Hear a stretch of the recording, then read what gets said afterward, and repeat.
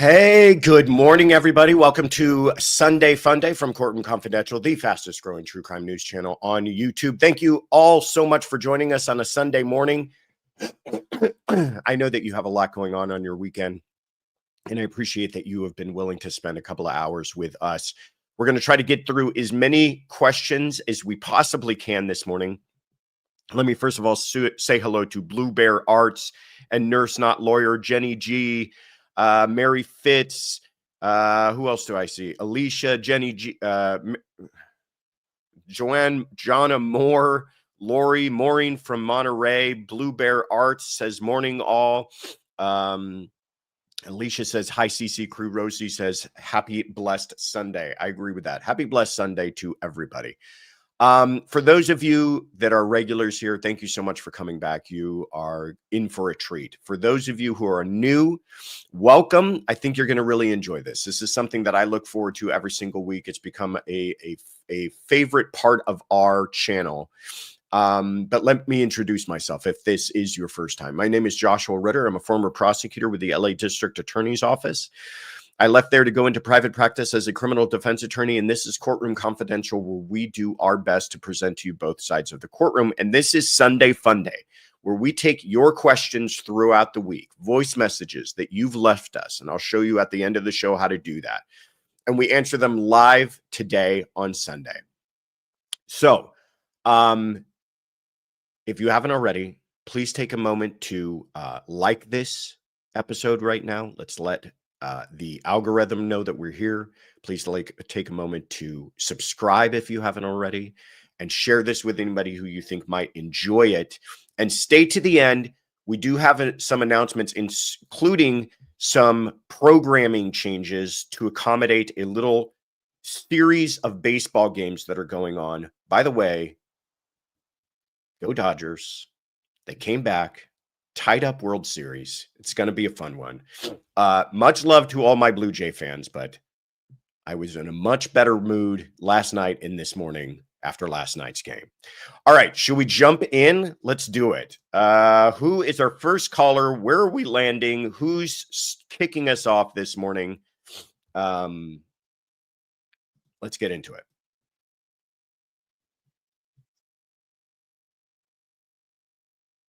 Nope.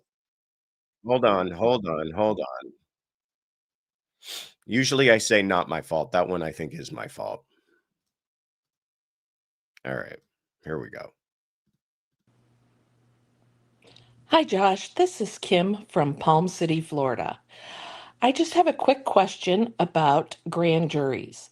Who gets picked for them, and how do you get picked for them? It's always wondered how that works. Anyways, love your show. Love Sunday Fun Day. Have a fabulous day. Thank you. Thank you so much, Kim. Let's put you on the map. Palm City, Florida. Where is that? There we go. There's Kim. Hi, Kim. Everybody say hi to Kim. Thank you so much for kicking us off this Sunday. By the way, this is Sunday, October 26th. I keep on telling myself I want to start announcing the dates so that you know when you're watching the episode, which week you're watching. But if you made it this far, it's Sunday, October 26th. And Kim has just called in from Palm City with a question about grand juries. We get a lot of questions about grand juries. It's something that I think people are very curious about because there seems to be this air of like mystery behind them. And what are they and what are they for? Grand juries are simply serve the function, well, more than this, but for our purposes right now, they serve the function of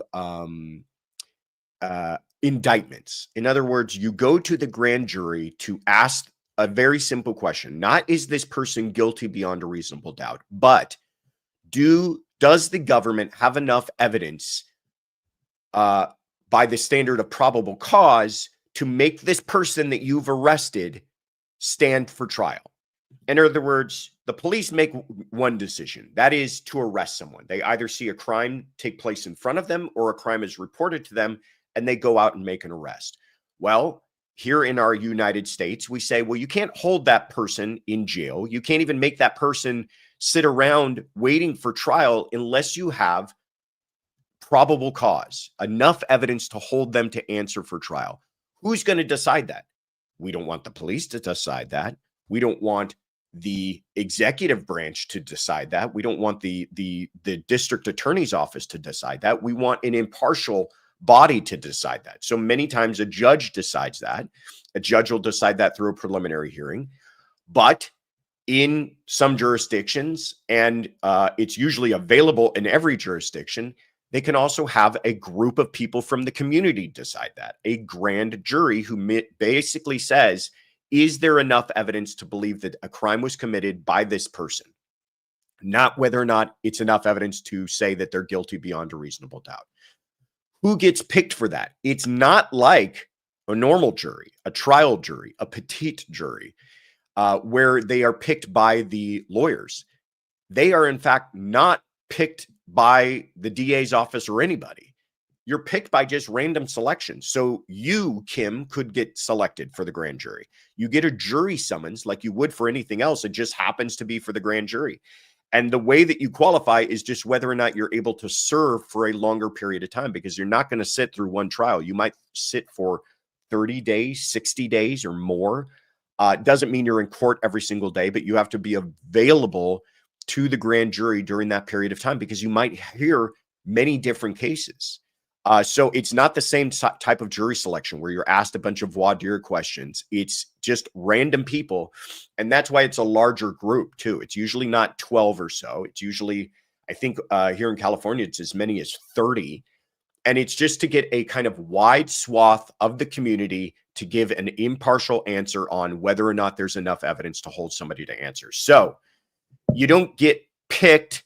You're just kind of selected by random, by getting something in the mail and just being available to do it. So I hope that answers your question. I know we're going to get a lot of other questions about grand juries, because it is something that continues to fascinate people. But thank you so much, Kim, for kicking us off here. All right, let's see if I can do this without any technical difficulties. Johnny Knoxville, thank you so much for gifting the membership and kicking us off this morning. Appreciate you, my friend. Best Nancy, there she is. There's my girl, gifting us a membership. Appreciate you. Go Dodgers. Best Nancy and I are in a much better mood this morning. All right, where are we going to next?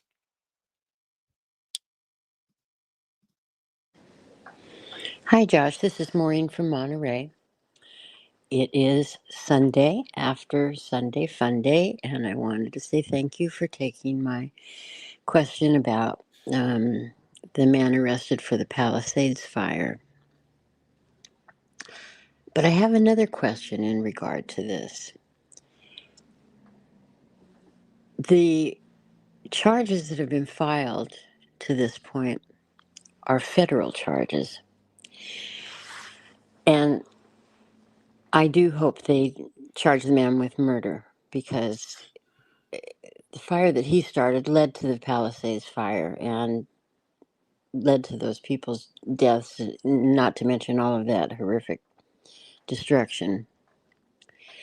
But can't the state also file charges? Can't they do both? You know, this is a federal crime and a state crime. And if they do, if you were the DA, would you file murder charges against this man? That's all. Thanks again, Josh. And as I said before, Sunday Fun Day is the best thing going in the true crime space. Bye-bye.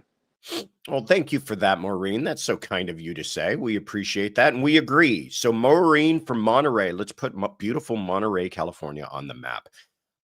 We're talking about Jonathan Rinderknecht. Interesting name, interesting person who did something incredibly awful. There he is there. And a lot of people have been asking this question, so I appreciate you asking it, Maureen, about why did this end up in federal court? Why has he not been charged with murder? And I'll be honest with you, I don't have the greatest answer to either one of those. The answer to the first, well, first of all, let's get into what he actually did, and that might help us understand the second question a little bit better. He is accused of starting the Lockman fire, which you see on the left there, that started on January 1st. They have evidence, they've outlined it, the feds have, where they can geolocate him. They have his cell phone. They know who he was calling. They know basically what he was up to. They've got him on surveillance. He's tied to this fire.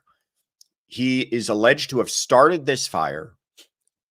Firefighters respond to it and they put it out, so they believe.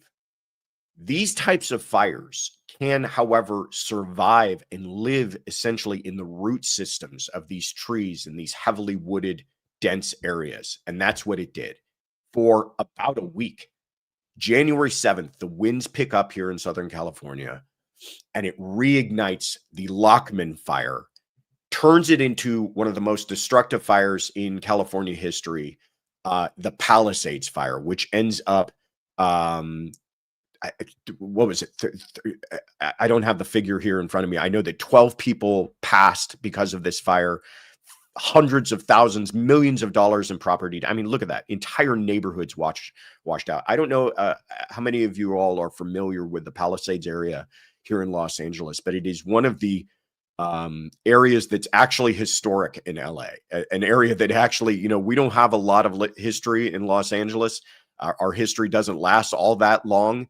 And this was one of the more historic neighborhoods, and it's just completely wiped out. And it's absolutely devastating to the community here. And people are still recovering from it. So the feds have charged him. Now, federal jurisdiction, state jurisdiction, many times they overlap. And that doesn't necessarily preclude the other jurisdiction from bringing charges. So the state could still bring charges against him. And perhaps that's what's lining up to happen here, the more I think about it. But right now, the feds have jumped in. They've made the arrest. And I think what the thinking might be is that they've got enough evidence for him to link him to this fire, and they feel confident in charging him with that fire. But they have not charged him with murder. I think what they're struggling with, first of all, the state can step in whenever they want. I don't know if they've come into an agreement with the feds, but for whatever reason, they're not bringing charges right now. Doesn't mean they can't. As far as the murder charges go, I've seen this happen before, where a fire starts, people die, and somebody gets charged with murder. It all has to do with intent and foreseeability. He obviously intended to start a fire. Fires can run out of control. Fires can cause damage way beyond you can't hide behind the idea, well, I was just starting this little fire in the middle of the forest. I didn't think it was going to spread. That's what fires do, is they spread. And when they spread, they catch homes on fire. And when they catch homes on fire, people's lives are put at risk. And therefore, I see somebody like this, and I could think that he could easily be on the hook for murder. Problem is, and I think where the struggle might be taking place, is the Lockman fire, the fire that he initially started, did not cause any loss of life. Is there an issue legally with tying him to a fire that was, quote unquote, put out, but smoldered for days, and then reignited through winds? Should he be put on the hook and have foreseen something like that? I think there's an easy argument to say yes. Fires are unpredictable. You don't know. You know what else is unpredictable? Weather. You don't know if the winds are going to pick up. He didn't know that fire would initially be put out and reignited. And at the same time, he didn't know that it would not. In other words, if foreseeability can include something as destructive as the Palisades fire, it is troubling to me that they haven't tried to link him to the Palisades fire. That all being said, and I know I'm kind of going around in circles here, they have charged him for the Palisades fire. He's being charged for the destruction of property in the Palisades fire, but just not the loss of life. So, like I said at the beginning, I don't have the greatest answer to these questions, and I hope that the government explains themselves at some point. And it could be that they're just waiting for the state to actually bring the murder charges. But Maureen, thank you for bringing that up. It's a case that obviously means a lot to myself and the folks living here in the Los Angeles area. I have friends and family who lost homes in that fire. So, you know, like I said, something that people are going to be dealing with for a very long time here. Arizona gal, always so nice to hear from you, and you're always so generous. Appreciate you. Happy Sunday, Josh and CC fam. I'm 30 minutes from Marana, where the tragedy with Christopher Schultes occurred. Healing thoughts and prayers for his family. Thank you for that. A really horrific case involving a 2-year-old losing her life. And Potter, thank you so much for being a member. Says, so glad to have joined this great crew. Well, we're glad to have you. And OnlyFans, been a member for 3 months, always learning, always growing. Agreed. Full-throated motion, pardon me. Thank you so much for gifting the membership. Appreciate you. And Therapist, you know, good to see you as well. Thank you for gifting a membership. Appreciate everyone's generosity this morning. All right, let's keep it rolling here. Get it together, Ritter. I'm a little under the weather, if you guys can't tell from my voice. So I think not only is my throat and what do you even call it? Your sinuses a little stuffed up. I think my brain's a little stuffed up. So bear with me, guys. All right, here we go. Hey Josh, this is Dawn calling from Portland, Oregon. Hashtag keep Portland weird. My question is about public defenders and private defense attorneys and a suspect's right to be provided with counsel if they cannot afford their own counsel. Hypothetical, let's say that a suspect can afford a defense attorney, but they don't want to pay for one. They want to be appointed a public defender. Is that a thing? Can they request a public defender? Or is it that they, too bad, so sad, you don't meet the threshold, you either have to defend yourself or hire a private defense attorney?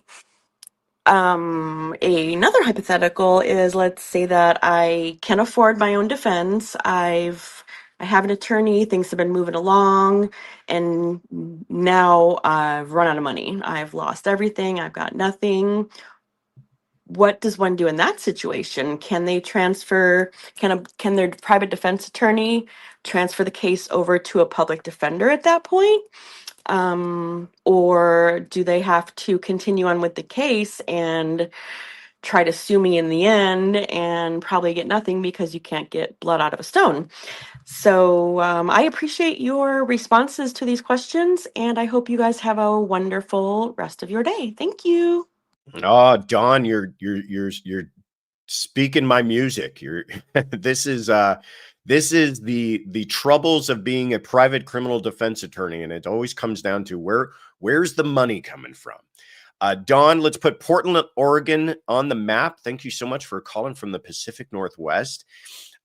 First question you ask is a fantastic question, but you kind of answer it yourself in the question if you think about it. You said, I know that there's a constitutional right to provide someone with an attorney if they can't afford one. So what happens if somebody can't afford one and they don't want to pay for their own attorney and they want the public defender? Well, the public defender's office, by the way, is set up to satisfy those constitutional requirements, but it's not set up as some sort of a free communistic provider of legal services, I guess is the best way of putting it. You are entitled to have a lawyer if you can't afford one, but if you can't afford one, the idea is go out and get one. The idea is that no one should be without the ability to defend themselves with an attorney. But if that ability has to do with your finances, we'll take care of it. If that ability has to do with your desire, you're on your own. So I've seen this situation, actually. I've seen people who've got money walk into court and ask for a public defender. Now, the process should be more robust.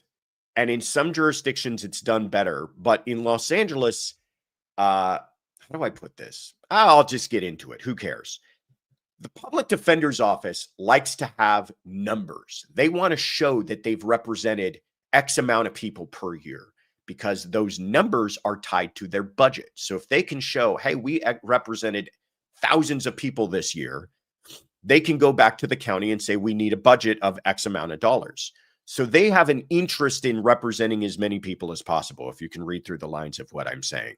They should be asking qualifying questions of everyone, but I don't know how robust their questioning is of everyone. The judges should also be asking this. And that's where I've seen it happen more often, is a judge will see somebody come in wearing a nice looking suit with shine shoes and a nice watch and say, why are you represented by the public defender's office? And they'll ask, and listen, just because somebody's got nice shoes and a watch doesn't mean they're also not in need of financial help, because they could have a tremendous amount of debt. So that's all taken into account. But if they find out that, hey, you can afford this, they're told, go get a lawyer. We'll allow the public defender to stand in for today, but when you come back to court the next time, I expect you to go out and hire somebody. And that doesn't necessarily mean that you get to hire the most expensive lawyer around. And if you can't afford them, then you get a public defender. Sometimes you got to go for the bargain basement criminal defense attorney. And believe me, there's plenty of them out there. Your next question, what happens if you run out of money? Well, a attorney can ask to be relieved from the case, but that is at the discretion of the judge. And sometimes judges say no. Sometimes you've gone too far. Sometimes trial is approaching and they're not going to allow you to pull the parachute cord and jump out of that case. And you're stuck with it. And this has happened to attorneys before. Colleagues of mine have been stuck going through an entire trial, maybe weeks long, and not getting paid for it, because they didn't work things out with them and their client ahead of time, and their client ran out of money, and now they're stuck, and the client knows it and they know it. So many defense attorneys will not be paid by the hour. Many private defense attorneys say, I need that money up front. I need X amount of dollars in my hand before I show up to court, because when I show up to court, I might not be able to walk away again. And I need to know that you're in it for the long run as much as I am. So don't get into trouble. If you do, hopefully you got a little nest egg set aside, but that's how it usually works with private defense attorneys. Thank you for that question, Dawn. Happy to talk about that subject all day long. All right, let's keep it moving along here. Appreciate you, Dawn.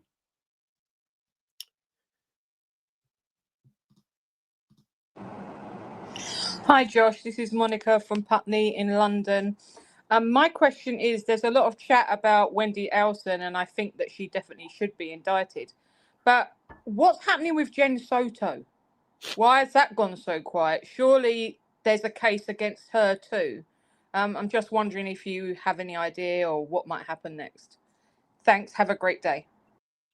Monica, let's put you on the map, flying across the Atlantic to London, England. There you are. Thank you so much for calling in. Look at all those dots we got in England there. I like that. Hello to all of our UK friends and followers. Great question. We talk a lot about Wendy. When is Wendy getting arrested? Why, when is she getting indicted? Everybody's impatient. I think top of that list is probably my friend, Joel Waldman. He's in a constant state of alert. Also, Jay, if you guys know, Jabronius is on constant Wendy watch. But what about this woman here?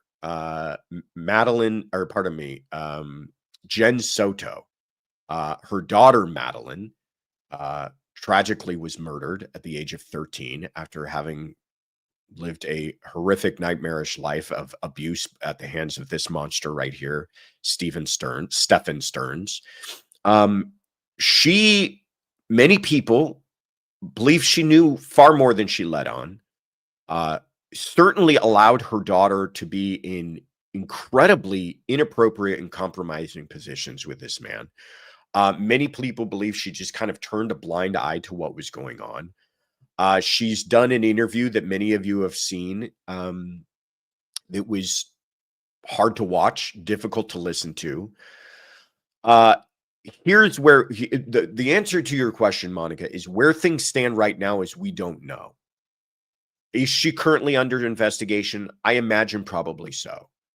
But as early as August of 2024, the Kissimmee Police Department did say that they have no plans to file charges against her. Now, are they tied to that? Is that some sort of legal? Does that carry some sort of legal function? Absolutely not. But it is interesting that they made that public of a statement. Also, when she gave this interview, she was granted use immunity. Ever heard of that before? Well, if you've been following this channel for any period of time, you've heard about it before, because we get a lot of questions about use immunity, especially as they deal with Wendy Adelson. Well, it was also applied here with Jen Soto, meaning the conversation that she had with police, they cannot use anything that she said during that conversation against her. They wanted, though, to have that conversation with her because it was important for them to gain that information in their prosecution against Stephen Stearns. So they can't use any of that. And it might just be that beyond that conversation and what she said there, they don't have enough to bring charges against her. That the most indicting, the information that she gave that would, or the information that they have that most ties her to wrongdoing came out of her own mouth during that conversation. And they just feel that they don't have enough to proceed. I don't know. I know what they've said publicly. I know what she said during that conversation, but I don't know what they know beyond all of that. So it is a frustrating case. I do feel that she carries culpability and responsibility for what happened to her daughter. I don't know how far that goes. I know that we all have suspicions, and I certainly think that she put her daughter in harm's way. Whether that goes as far as culpability for murder, I don't know. For abuse, likely so in my view. But where things stand right now, Monica, is that she has not been indicted, and it doesn't look like there are any current plans to do that unless there's something going on behind the scenes that we don't know about. But thank you so much, Monica from London, England, for calling in with that question and reminding us of that case that should not be forgotten. All right, let's keep it moving here.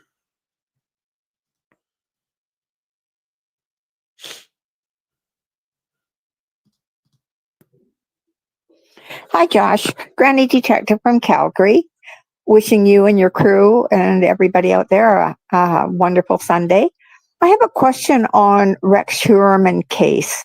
Apparently now, because of this new DNA that is been allowed, it has shown that there are two serial killers, Rex Heuermann and Bitrop is the other person.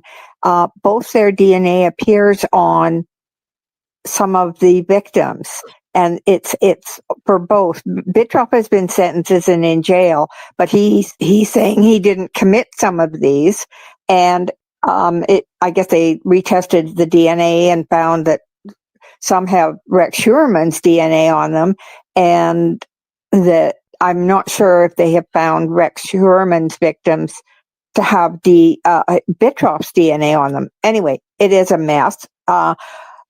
It's great that we have this DNA, but now with this extra element of how they're allowing DNA in, it has exposes these victims to having multiple DNA possibly on their bodies, just making it that much harder to find the guilty person. Anyway, I would love to hear what your thoughts are on this, Josh, and just want to wish everybody a happy Sunday. Thank you. Granny Detective, always great to hear from you. Calgary, Canada. Let's put you on the map. There you are. So this is an interesting kind of side quest, a little wrinkle in the Rex Heuermann case. Rex Heuermann obviously charged with several murders out of the Long Island area of New York. I think the number is up to 7 now.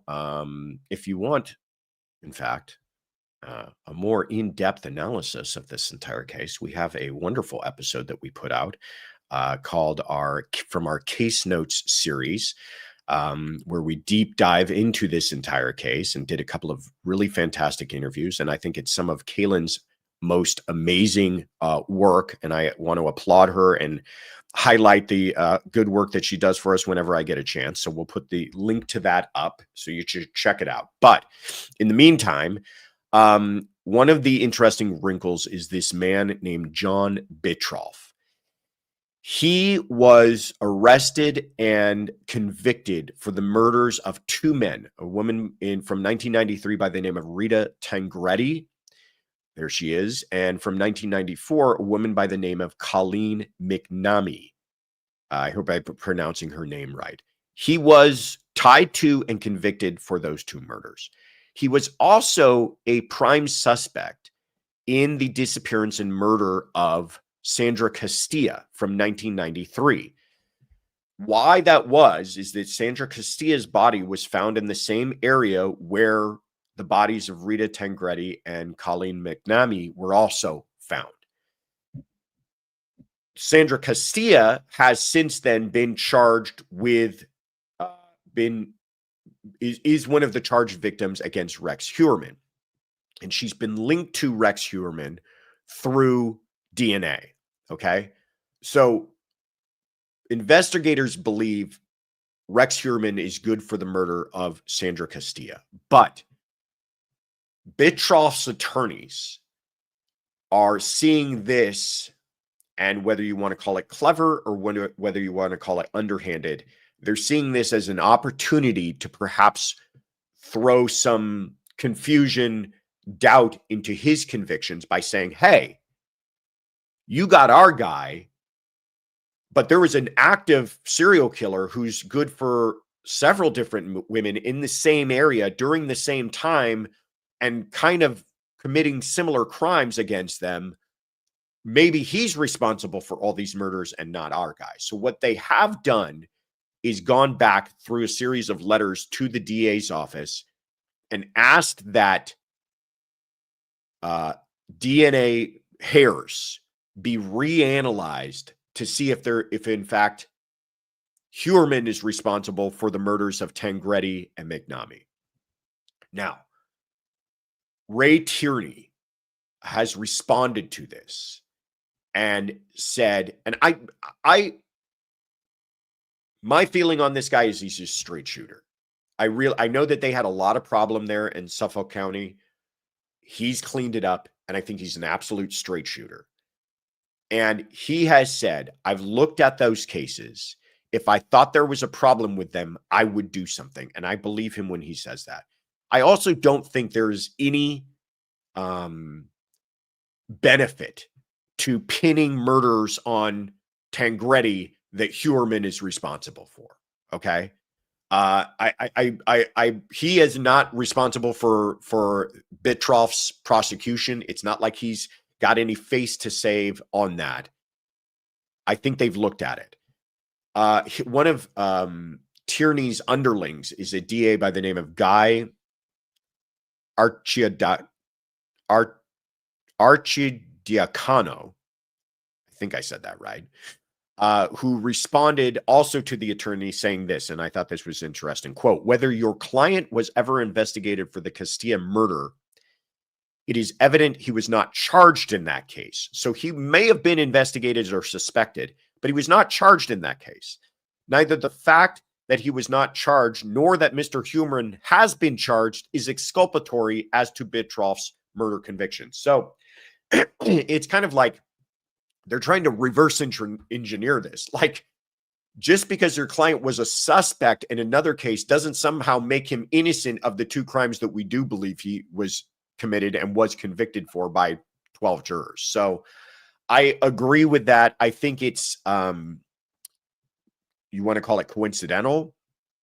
You want to call it that, hey, that happened to be an area of Long Island where bodies get dumped. I mean, there are areas here in Southern California, the San Bernardino desert area. Apparently, there's parts of that desert area where you can't walk far without maybe stumbling upon some remains.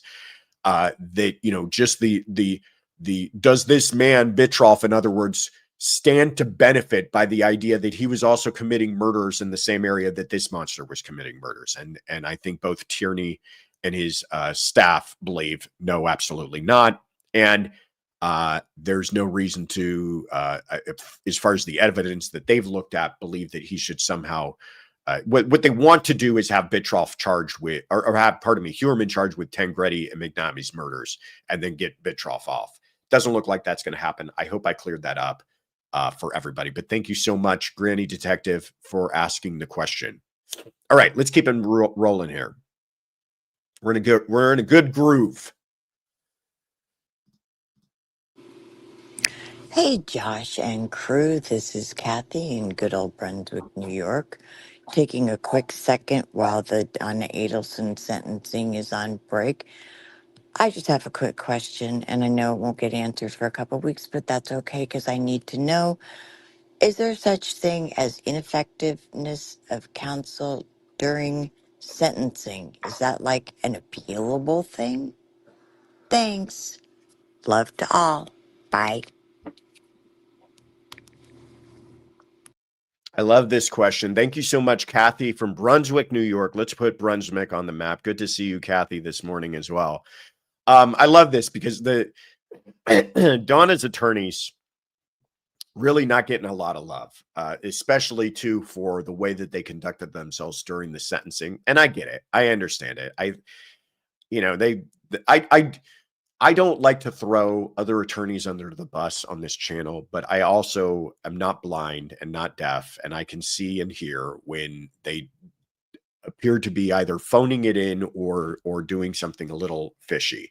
And both of those may have been taking place here in this case. But interesting question. Ineffective assistance of counsel, IAC. Ineffective assistance of counsel, just so that we all kind of understand the ground rules and what we're playing with here, isn't really just being bad. There's plenty of bad attorneys out there.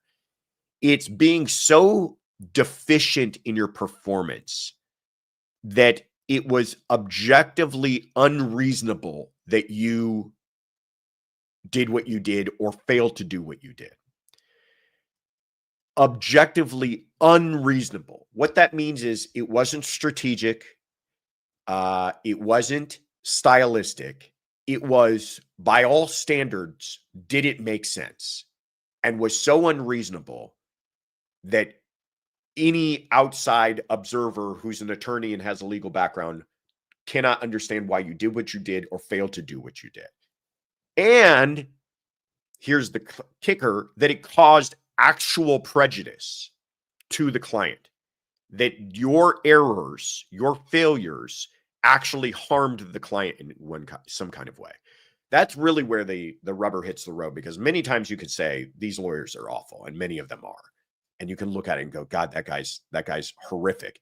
And again, if you're not talking about style and you're not talking about performance, but you're talking about making decisions that are harmful, that's one obstacle. But then to say it actually caused the harm is the second obstacle. And here, to your question, I know you're asking about Donna, but just in generally, in sentencing, usually the outcome is predetermined. Donna was going to do life without parole regardless. Now, I understand they made this argument for downward departure. That is like the exception of the exceptions, okay? It is statutorily predetermined she was going to get life without parole. So whatever they didn't make things worse, and she can't claim any kind of IAC. Now, she could maybe make a claim for IAC for what happened during trial, but again, it's a very difficult argument to make. It's an argument that seems to come up all the time because it's kind of one of those arguments that you make regardless on your appeal, and I wouldn't be surprised if an IAC argument is on Donna's appeal. But the idea of her actually actually prevailing on that, I think, are extremely low. And that has nothing to do with what you thought of these attorneys. It's just her case was bad, and they were doing about as good as they could with what they had in front of them. So thank you so much for that, Kathy. Hope that clears up the question for you. A lot of Donna questions today. We took the week off, so we're going to kind of cover all the stuff that we missed from her sentencing. Let's keep it rolling here. Oh, first of all, Subi Sue has been a member for 8 months. Oh, God. Well, this makes me feel good. I'm not at the top of my game, but this makes me feel much better. You're the greatest channel for true crime. Can we get that framed? Is there a way to frame a comment? Wendy Jones said, just became a member. Welcome, Wendy. Good to see you. Good to have you. Welcome aboard. All right. Hi, this is Monica from Omaha, Nebraska. I wanted to get in and have you explain sworn versus unsworn statement from Donna Adelson. What a crazy sentencing. And by the way, Omaha, Nebraska is home of the big boy college World Series, not Little League. But go Huskers. Monica, thank you. Thank you for correcting me. Let it always be said, Ritter's happy to be corrected. So thank you, Monica. You're right. Home of the College World Series, not the Little League World Series. Get it right, Ritter. This was a question that came up quite a bit because Donna refused to be sworn when she gave her statement in court, and that caused a bit of a kerfuffle, which is one of my favorite words, and I'll find any opportunity to use it. And it even caused the judge, who's one of my favorite judges of all time, Judge Everett. There he is. Look at him. That if you look up no nonsense in the dictionary, that's what you get, is Judge Everett making that look right there. And they presented to him some case law, and he's like, okay, I guess she can give an unsworn statement. And I know everybody kind of ran wild. What does that mean? What's happening? What is going to, the consequences of it were absolutely somewhere between zero and zilch. Her comments here in court weren't going to change anybody's mind. And the judge kept her on the shortest of leashes, which I loved. When she started to, usually judges, especially when they're going to sentence somebody to life without parole, they kind of let them have it out. Let them say whatever they want to say. Get it all out of their system here. I'm sending this person away to prison for the rest of their life anyways, so it doesn't really matter what they have to say. He wasn't even playing that. When she started to relitigate the case, he cut her off quick. Said, what are we doing here? I'm not sitting here through this. We already heard the trial. You were convicted. This is your opportunity to try to show some remorse, to try to convince the court otherwise. And right now you're not doing it, lady. Good for him. I'm glad that he did that. That made me feel good. But he did allow her to give unsworn statements.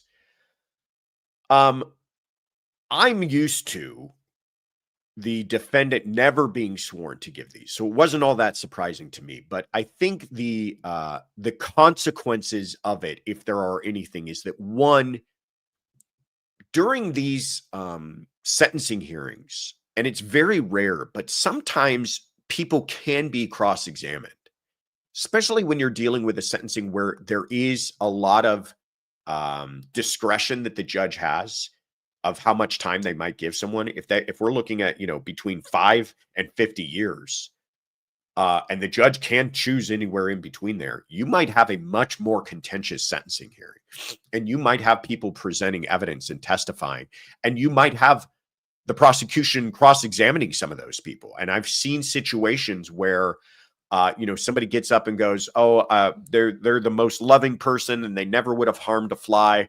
And the prosecutor gets up and goes, when's the last time you actually spoke to this person? Oh, well, it was about 12 years ago. So for the last 12 years, you've had no contact with the defendant. True. And when you knew the defendant, that was back in high school. Yeah. Did you know that the defendant's been arrested 13 times since then? No, I wasn't aware of that. Things like that.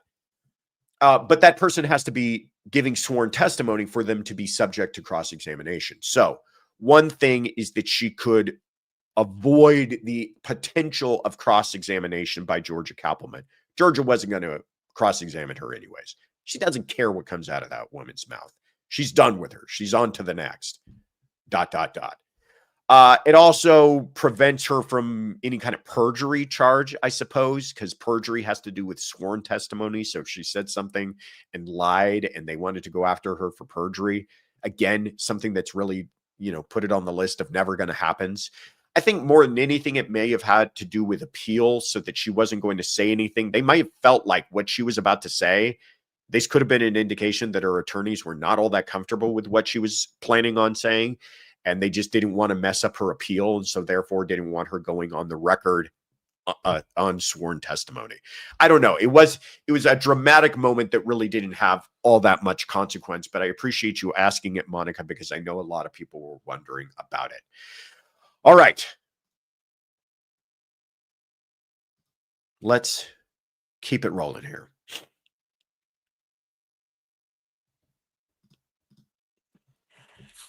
Hi, Josh. This is Pam calling from Michigan. A question about the Donna Adelson sentencing. I feel, well, and know per what the judge was saying, and the fact that the defense attorney had to go and fix a couple of Harvey's statements that he was saying, that the witnesses didn't really speak on behalf of Donna per se, but more of what the court did wrong and the state did wrong. But specifically for what Harvey said, calling out the court and the state, and specifically the Markells calling them liars about things that he said, they were saying, can a civil suit be brought against Harvey for the things that he said since it was under oath? And also the defense attorneys, can they be sanctioned in any way? Because I feel they should have reviewed all this, or maybe not allowed them to go this route. And I feel also that they, in part of their statement to the judge, kind of called him out a little bit about being upset, which could be an appeal issue. Wondering if anything can happen with them other than maybe their reputation being damaged to the court, as far as what they did or didn't do to during sentencing. Anyway, can't wait till Sunday. Talk soon. Bye. Talk soon, and here we are. Pam from Michigan. Thank you so much, Pam. Always great to hear from you. Appreciate you calling in. Let's put Michigan on the map there. Again, the Donna Adelson, Harvey Adelson. This was appalling to me. This part bothered me more than anything. When Harvey Adelson got up there, boy, it is pretty. You wonder how someone like Charlie ended up being Charlie. You wonder how somebody like Wendy ended up being Wendy. You take a little bit of Harvey and a little bit of Donna and you mix them together, and that's what you get. It is amazing to me how a sociopathic family was created. Well, you're seeing the two ingredients that were put together that created that. You got Donna on one side, who, was so selfish and narcissistic, she was willing to go to the point of murder. You've got Harvey on the other side, that if he was in on the murder, he was in on the murder. But even if he wasn't, we haven't heard a whole lot out of this man's mouth. But when we did, it was absolute bile. And he gets up, and I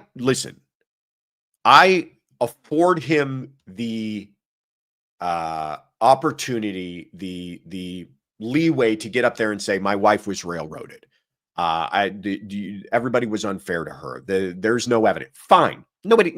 Are you going to walk away from that? A man watching his wife go get sentenced to life. Are you going to really begrudge him the idea of being disgruntled about that? Not really. But when he starts to talk about lies and he directs that towards the Markells being the liars, the people who lost their son, who've been have their own grandchildren removed from their lives, and they're the that's who he decided to go after. That disgusted me. If you want to know who this man was, a kind of a mystery man in this whole thing, he just showed you himself. Now, Pam, probably as upset as I am by the whole thing, says, well, can they sue? Here's the thing with lawsuits, when it comes to civil suits. You always got to ask the question of, it's not was a wrong done, it's what was the harm. So did he commit a wrong here? Did he harm the Markells? You could make that argument. You could say, yeah, he caused intentional infliction of emotional distress by, in the moment where they're watching a sentencing for their son's murder, that he decides to call them liars. But what are the damages there? What money are you going to attach to that? What value are you going to give to that? Now, some of you might be saying, well, it's limitless. but really think about, in a court of law, in front of juries, what are you going to say that is the money you can attach to what the words that came out of that man's mouth in those moments? And you're probably not going to get anywhere. And interestingly enough, the Markells, to my knowledge, have never brought a wrongful death suit in this whole thing. It's never been about money for them. It's always been about justice. And I applaud them for that. The other question that you had was about, can the attorneys be sanctioned? And again, I think we go back to the earlier question that we had about IAC. I understand everybody's kind of frustration and dissatisfaction with these two attorneys. I also gotta tell you, this was not the case I'm sure they wanted to make their careers on. They're just kind of doing what they can with what they have and trying to defend their clients as best they can. And they probably got, you imagine what Donna Adelson is like a client. You imagine when you've got somebody like, when you're not getting it from Donna, then you're getting it from Harvey. You imagine being these two people, what they've had to go through. Talk about a lawsuit. They probably got a lawsuit for damages against those two for what they've had to live through. I don't think there's any lawsuits coming out of any of this. I think that everybody is just happy. Happy is the wrong word. I think everybody is just relieved that we can finally close the chapter on another one of these folks. And again, look towards the future, ... whatever that means for you. All right, let's keep it rolling along here. Jadzia, CJ has a gifted a membership. Appreciate you, CJ. Good to hear from you. Therapist, thank you again. So kind of you, so generous. All right, where am I at here?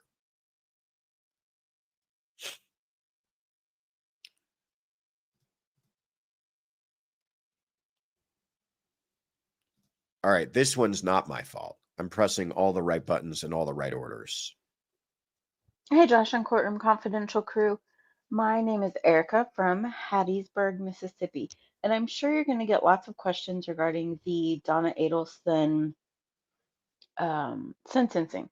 But I have one that might be a little unusual, and it comes down to when the prosecution was mentioning the $750,000 some odd dollars. My thought went to, there's no way Donna can pay that before she's no longer on this earth. So since she's married to Harvey, does that mean Harvey is also held responsible? Because if that's the case, it could kind of be a nice little bit of karma, since it would be harder to prove maybe his guilt. So maybe if he was sacked with that fee, it would be kind of nice. Anywho, probably a weird question, but I was just curious. Thanks for all you do. Hope you have a great week. Bye. Erica, thank you so much for the question. Let's put Hattiesburg, Mississippi on the map. Where is it? There we go. Right smack dab in the middle of Mississippi there. Thank you so much for calling in. This is a great question too. I like this one. Something I don't really think about all that much, but who owes the restitution? Is it like a civil debt where many times there's an argument that if you're talking about a community property in a marriage, that a spouse may be responsible for the civil debts of another spouse? Does that apply to restitution? And the answer is no. Restitution is a very, it is tied specifically to the defendant. It is a personal debt and obligation of the defendant. And you can think about why that would be. Think about a situation, not this one, but think about a situation where perhaps Harvey had nothing to do with any of this, right? You don't want Harvey being stuck with the debt for Donna's wrongdoings. So it very much looks at the financial situation of the defendant in particular. Now, you say she's never going to be able to pay it. I don't know what kind of money she has. I don't know what kind of money can be considered to be in her name. I don't know if they've taken care of their financial affairs before all of this to make sure that all of the money is not in her name, that I imagine it's been passed on through a series of trusts to the grandkids anyways, and that there's no way to get a hold of any of that. Again, I know the Markells are not really interested in the money side of things, but I think it's still a interesting question. Even if Donna were to die, you ask, well, where does that debt go? Let's talk about, just in general, if a defendant owes a large amount of restitution and they die, where does that debt go? It doesn't survive debt like other civil responsibilities might. Unless there's some sort of an estate, you could perhaps go after the estate, and maybe that's a situation that might exist here. But I love that question, Erica, because it's something I hadn't really thought about myself. But no, you can understand the reason why it wouldn't go on just by the function of marriage to the partner, but it even is difficult to try to get it after the person dies. So thank you for that, Erica, from Hattiesburg, Mississippi, for asking that question and educating us on that. Ashley Floyd says, Maddie, Grizzly True Crime has a video of her ride to her forever home, and she points out that she no longer needs the headphones or a wheelchair. It's all part of the Grandma Act. Yeah, I noticed that too, even during her sentencing. She didn't seem to need the headphones any longer. She was able to hear all of that loud and clear. Yeah, it was all just phony. Kathy, thank you so much, Kathy, for the memberships. Appreciate you. Appreciate your generosity, and hope everybody who receives one of those enjoys. We just had, by the way, yesterday, our October members only live. So if you received one of those memberships, check that out. It's fresh. It's hot off the press. Still up on our channel. All right, let's keep it rolling here. What am I doing?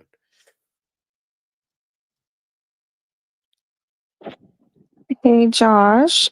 This is Winter from Amarillo, Texas. I just had a question about hearsay.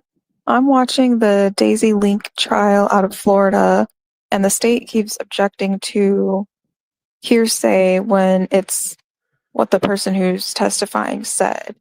I was just wondering if hearsay also applies to your own statements, because I thought it was only other people's statements. Thanks for all you do, and bye.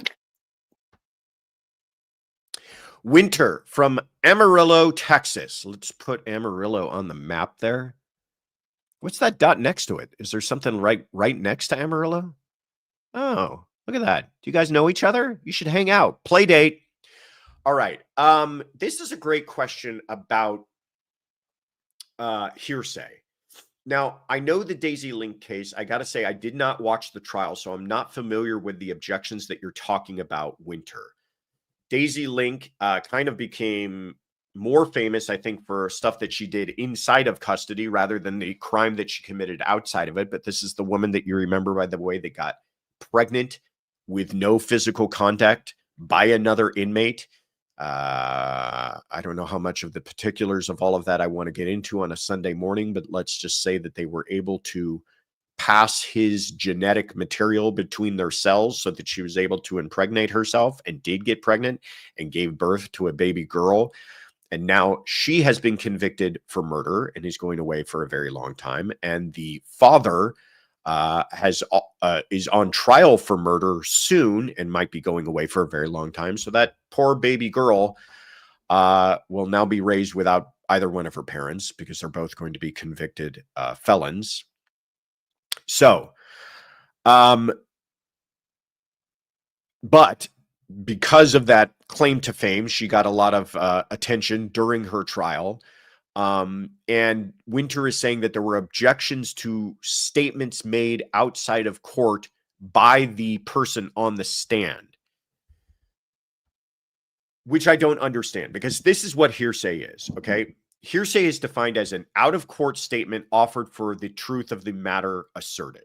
So you can see how there's some wiggle room in there. First of all, you're dealing with out-of-court statements. That would include statements of the person on the stand. But there's a concept here to understand, which is who is the declarant. Usually we're dealing with the declarant, meaning who's making the hearsay statement that we're trying to get admitted, is somebody other than the witness testifying. But when the witness testifying is the declarant who made the out-of-court statement, it doesn't invoke the same concerns of hearsay. And so, unless I'm wrong on this, that would not be hearsay. That is because the person who's made the out-of-court statement is available for cross-examination. That's the whole problem with hearsay, is that you're allowing out-of-court statements to be made, admitted into a trial when the parties don't have the opportunity to cross-examine the person who made that statement. Okay? So, though there are exceptions to hearsay, I don't believe this would qualify as hearsay because the witness testifying is also the declarant, and they can be cross-examined as to what they meant when they made that out-of-court statement. Hope all of that made sense. Unless I'm missing something, I really would need to see what the objections were being made at the time, and maybe they were objecting to hearsay on different grounds, or maybe they were objecting to what the response to that statement may have been. Like, I've seen it many times in court where the defendant or the witness will say, I said to him, where are you going now? And Mr. Jones said to me, objection, hearsay. So they're objecting to the response as being hearsay, but not the question, because the question was made by the witness who was the declarant at the time. So maybe that was the situation. It was a conversation and they were objecting to the hearsay side of it. I don't know, Winter. I'm sorry. I feel like in answering this question, I've made it even far more confusing. But hearsay, yeah, Nashay, yeah, there you go, Nashay. Glad I could confuse everybody this morning. End of the day, Winter says it confused me so much. End of the day, hearsay is this. It's an out-of-court statement made for, admitted for the truth of the matter asserted. So you're trying to get something that somebody said out of court, and you're trying to get the actual truth of that statement admitted in court. And then from there, you can go 1,000 different ways, and it gets more and more confusing.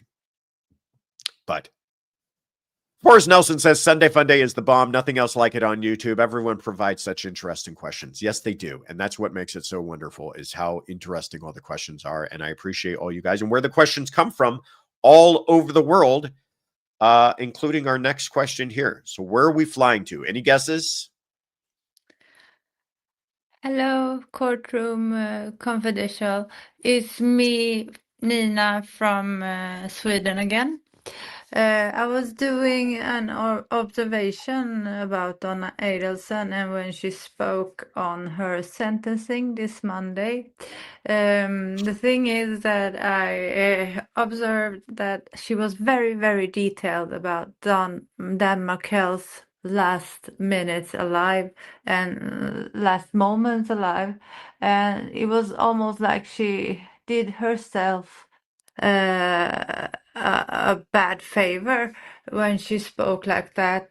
I felt like she was reliving it again, and it felt like she was the prosecutor doing the final statement when she was so detailed and talked about Dan Markel's or Danny, his last moments so awful, and she was like really, really painting it for all the ones that could read hear it. So I was very confused, and I want to know if anyone else did that observation.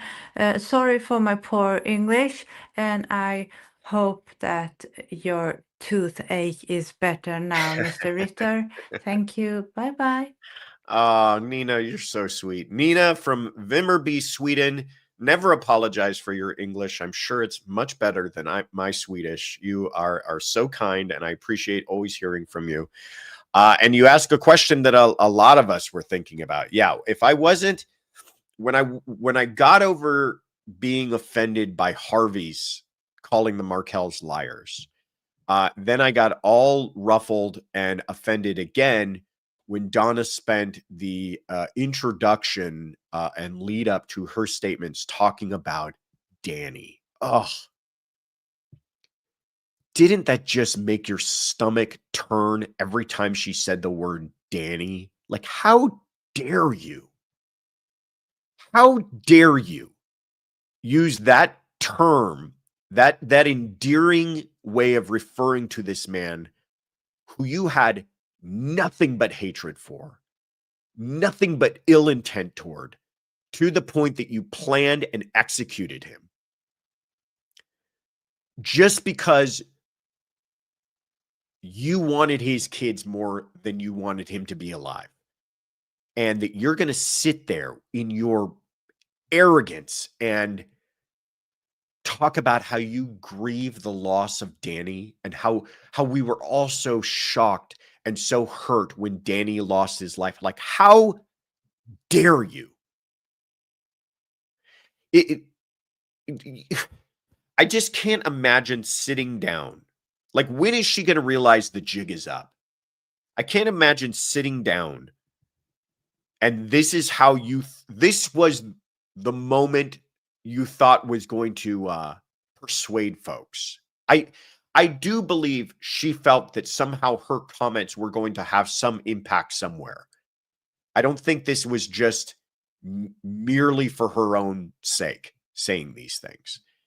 And she chose that moment to just, I can't imagine what the Markells were going through hearing that. Don't let that, keep that man's name out of your mouth is how I would respond to it. Thank you, Nina, for that. That was another thing I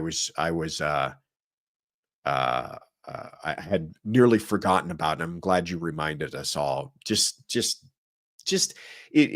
like if you ever had questions about who these people really were, they really showed you who they were in the moment of this sentencing. All right, let's keep it moving along here. Where are we going to next? You guys enjoying this so far? We've had a lot of Donna stuff, but we've spread it around the world, and we've also spread the topics around, talking about hearsay and restitution. And I love your guys' questions. Smartest community, let it be said, smartest community on YouTube. And on that note, we are at 59,900 subscribers. We are so close to 60. Tell your friends, tell your loved ones, tell your mom and dad. Please subscribe. If you're sitting here listening to this and you're enjoying yourself, please subscribe. Get us over that hump. All right. Moving it along here.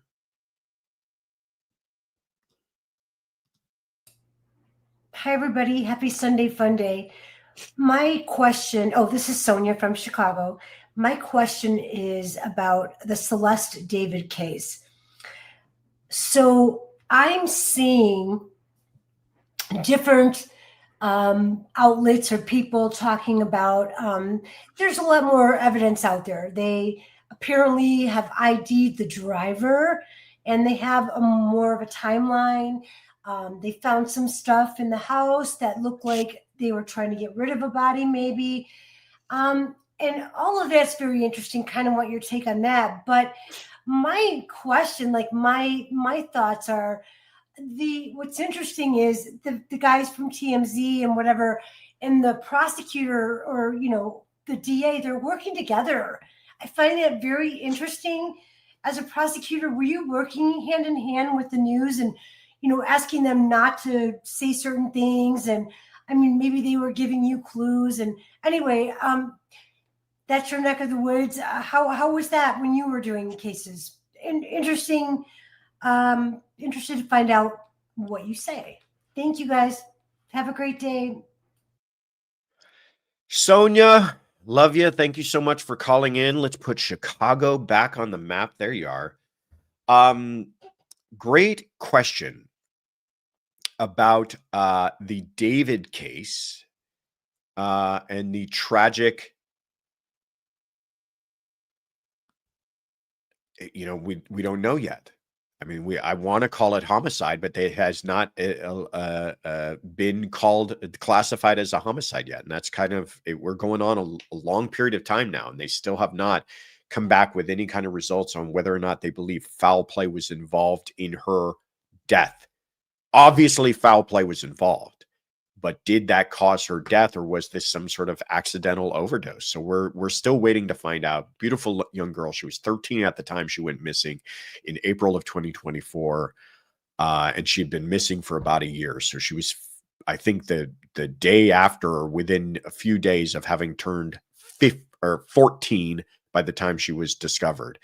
But most recently, and by the way, Gisela from Grizzly True Crime been doing a lot of great work on this case, and I want to have her back on as soon as we have any developments. But a man by the name of Steve Fisher, who's a private investigator, has probably revealed more on this case than we've gotten from other sources.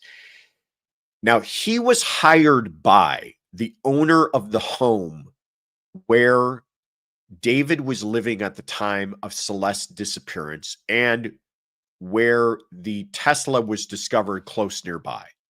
The Tesla was found, believed to be abandoned. It was within a few hundred feet of this home, and then the Tesla was brought to a tow yard, and eventually her body was discovered inside of the Tesla.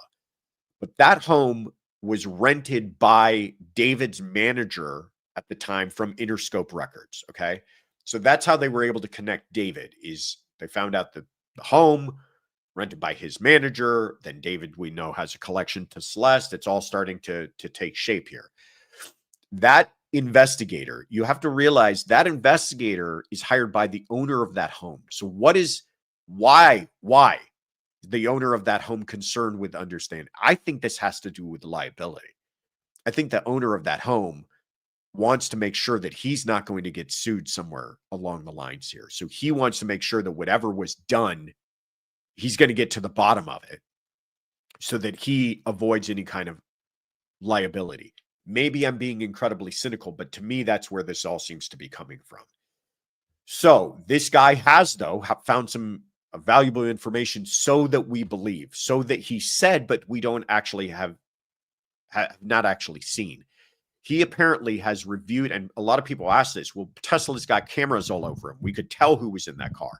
He says he knows who is the driver of that vehicle, who drove the vehicle the last time, meaning the driver who dropped it off down the street before it was quote unquote abandoned, and likely a person who realized somebody was in the trunk of that vehicle.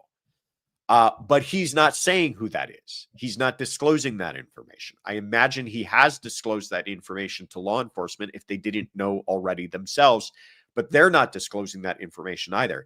He also apparently did find other evidence inside of the home since law enforcement was inside that he believed there was some sort of foul play. But again, he's playing this a little, close to the chest, wink and nod type of stuff, because he's sharing information, but also not telling us the end result of that investigation, which to me does seem a little bit like a PR stunt, and does seem like, to your question, Sonia, why he's sharing this with TMZ, because I think he, having been hired by the owner of that home, wants to kind of get the narrative out there that the only people responsible for all of this are people that are not connected to the owner of that home. Maybe, again, I'm being a little cynical, but that's, to me, where it all seems to be coming from. But to your question, Sonia, how much did we deal with the media? We were scared to death of dealing with the media. When I was in the DA's office, they put the fear of God in you about talking to the media. You basically did not do it.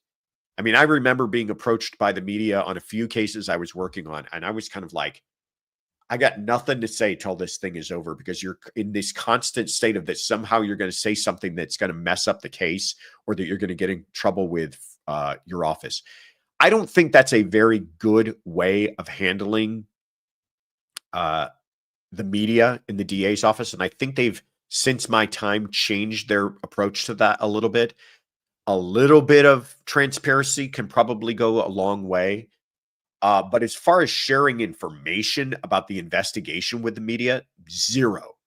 So all of this information about the ongoing investigation is coming from this PI and not from law enforcement. Law enforcement may already be aware of it, but they're not sharing it with the media.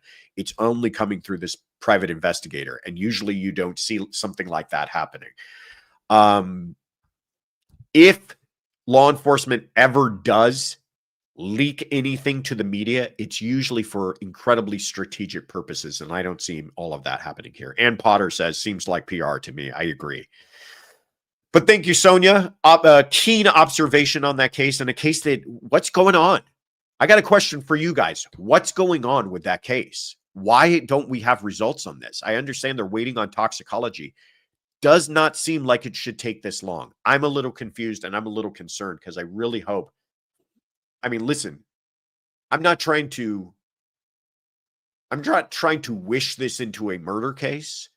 I'm just hoping that we get to the bottom of it and we're not left with some sort of situation where they say we cannot determine what happened here. I have to imagine some sort of foul play took place. The whole thing reeks of suspicion. I mean, first of all, just her age and that she was involved with this singer and involved in this lifestyle and running away from home. Sneemac says we are past the 6th week of the timeline for the toxicology. Maybe Sneemac knows if that's a kind of around the time they should have these results. You know, I know they can put rushes on things too. I just don't get it.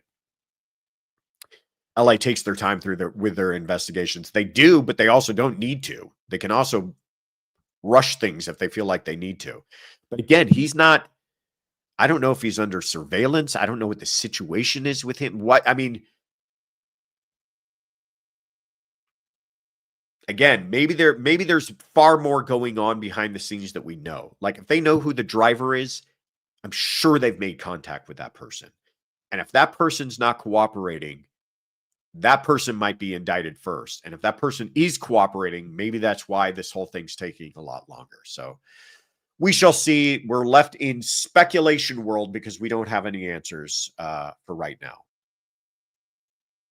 All right. I lost my place. Where are we?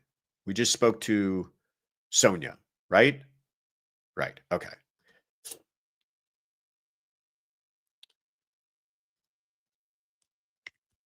Hey, Joshua. This is the therapist you know calling from West Texas. I have a question about the Bionca Ellis case. Could prosecutors actually move forward with charges if they believed that she was mentally ill? And I'm wondering how they would make that argument. And then how would the defense respond to that? Would both sides potentially agree that she belongs in a psych facility instead of prison? Or would they be arguing for different outcomes? Thank you. Bye. Therapist, you know, good to hear from you. Always good to see you. Always good to see you in the chat. Appreciate everything you do for the channel. Let's put you in West Texas. There you are. Put you right smack in the middle of Texas. I'm glad that you asked this question. Maureen from Monterey actually asked a similar question. So we're going to kind of include her in thanking you guys for thinking about the Bionca Ellis case. This is the horrific murder of 3-year-old Julian Wood, who was stabbed to death in front of his mother, Margot Wood. And we followed this one a bit. And if you watched we have the closing arguments up on our CC Live trials. So if you want to see, they didn't televise the trial, but we have at least the closing arguments. Do we have opening statements as well? I think it's just closing arguments. Just closing arguments. If you want to see that, it's up on our sister channel, CC Live Trials. You should subscribe there as well if you can. But this case was interesting because no one is denying the fact that Bionca Ellis suffers from severe mental issues.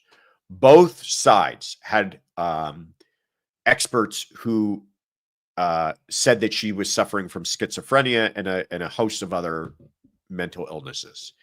The question really became, did those mental issues cause her to not appreciate the difference between wrong and right? And the jurors answered that question with no. She suffers from some sort of mental unrest, but she still was able to appreciate that what she was doing was wrong, and therefore they convicted her. Now, therapist, you know, wants to know from the prosecutor's side, what decision needs to be made? If you're a prosecutor and you have a crime committed and you know that mental issues are at play, do you what do you do at that point? Do you even charge that person? Do you have the discretion? I will say that from my experience, and I think that the way that it probably should work is that is more of a question for experts and for defense attorneys than it is a question for prosecutors. Prosecutors, not that they shouldn't consider at all the mental status of the defendant, but they should be considering, was a crime committed? Yes, a crime was committed. A murder was committed. Can we prove that? Yes, we can. Now, is there mental issues at play? Yes, they are. And their defenses, should they have inquired into her mental status? I think absolutely. But as far as making the determination as to whether or not she was legally insane, I feel more comfortable with that decision being left to jurors and for defense attorneys to raise the argument than I think for prosecutors to act as the gatekeeper themselves on that issue. Does that make sense? Now, that does raise the issue. What if someone is so clearly unhinged that you can't even prosecute that person? Well, now we're talking about competency. Competency is obviously something that can be raised at any time and by either side, I suppose. But when you're talking about insanity and the mental state of the person at the time of the crime, again, I think the prosecution's job should much more be, we believe a crime was committed. We're going to file those charges, and we're going to allow that to be handled through the legal process of the defense, of experts, and of the defense raising those as a defense.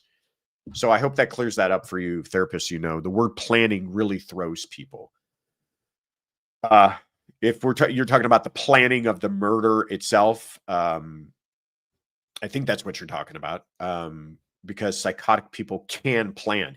Yeah, and here's the thing, and you raise an excellent point. You can be psychotic. You can be schizophrenic. You can be everything she was diagnosed with and not be legally insane. Legal insanity, maybe they should have a different term for it, because it really is not the same analysis as what a doctor or a therapist would do. Legal insanity is just, yes, you suffer from something, and that can be an injury, by the way. People can have brain damage and still make a NGI claim in court. But the question becomes, yes, you're suffering from all of this, but did that make you not appreciate what you were doing was wrong? And that's why you look at things like planning. Planning shows deliberation. Planning shows understanding cause and effect. Planning shows someone who understood the consequences of their actions, what they were going to do may have been wrong or right.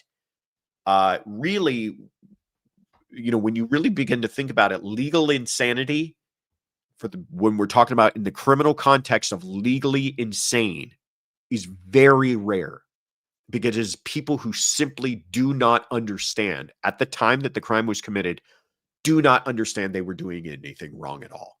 And then when you understand it in that way, you understand why it is a defense, because part of any crime is the mens rea, is the criminal intent. And if you can't even form the criminal intent because you don't believe what you're doing was wrong, then how can we hold you criminally responsible? All right. Great question. A topic I'm sure we could spend much more time on. But I don't have you all day. I just have you for a short time. So let's keep it rolling here. All right. Hello, Josh and CC crew. It's Joy W. from Ottawa, Canada calling. I just have a question about a case out of Ohio, 18-year-old Samuel Hochstetler. He's a young Amish man who's been accused of rape and murder of another woman in his community, Roseanne Kissinger, and they're trying to get the confession thrown out. for a couple of reasons. Number one, there might be a language barrier. He does speak Pennsylvanian Dutch, and so he was having difficulty with some of the language. And also, just with the Amish community being so insular and, generational history of sexual abuse and incest, that not sure that he understood that that was wrong. Like he didn't understand what the word sex or rape meant, and certainly didn't understand the process of the interview and certainly going to trial. So I think there were two different things that were being considered: competence versus mens rea. And I'm just wondering what you think would be the better argument, and what exactly is the difference between those two. Anyway, I hope everybody has a great Sunday and a great rest of your week. Bye. Right on cue. Joy W. from Ottawa, Canada. Let's put Ottawa on the map here. There we go. Great question, Joy. I love this case. When I say that, I obviously don't love people losing their life, but I love the legal issues that this case brings up that you don't see all that much. There is Samuel Hochstetler. He's an Amish man, young man, 18 years old. And he committed a very, very horrific crime, allegedly. He's charged with killing a woman by the name of Rosanna Kinsinger, who is 28 years old. According to police, he went into her home. I think it was like a trailer, began to have sex with her, covered her face with like a blanket or pillow, and in the course of having sex with her, took her life, suffocated her to death. And it's unclear if that was intentional on his part, or if it was accidental, or if it was all a forced act of sex. A lot of questions, a lot of awfulness, but he's been charged with rape, kidnapping, and murder. I mean, he's looking to go away for the absolute rest of his life. But it presents a really interesting issue on Miranda, and Joy did a very good job of outlining it here. He speaks Pennsylvania Dutch, it's called. It's funny, my father was raised in Pennsylvania. He came from a town in Pennsylvania called Allentown. Shout out to Allentown if anybody's listening. And he said that he knew a lot of people who would speak in Pennsylvania Dutch, that it wasn't like their primary language, but it was like he was able to speak in it to some extent. He knew enough of it to be almost conversant, and we would always love to hear him talk in that accent and use those phrases that they had. And I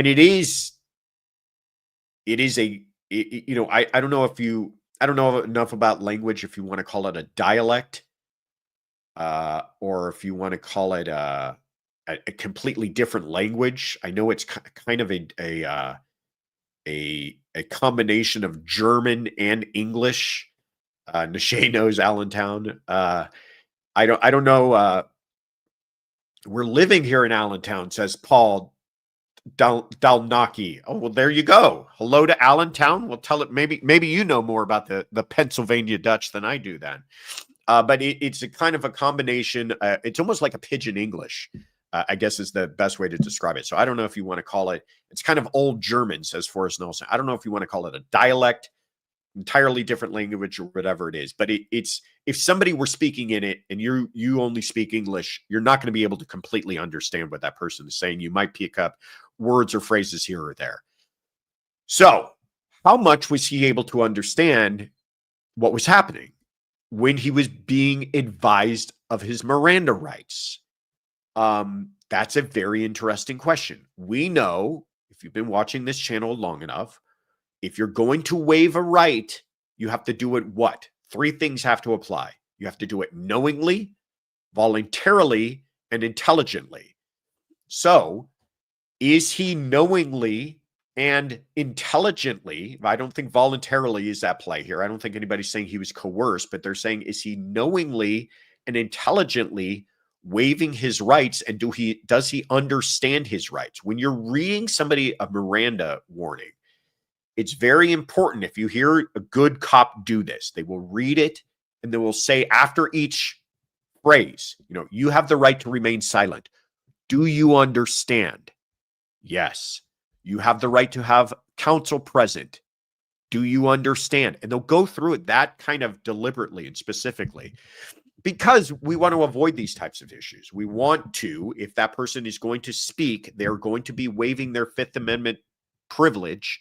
And anytime you waive a right or privilege, you have to do it knowingly, voluntarily, intelligently. So this is going to, I don't know how they're going to fall on this. I think it's going to be very fact specific as to, they're going to want to hear the recording.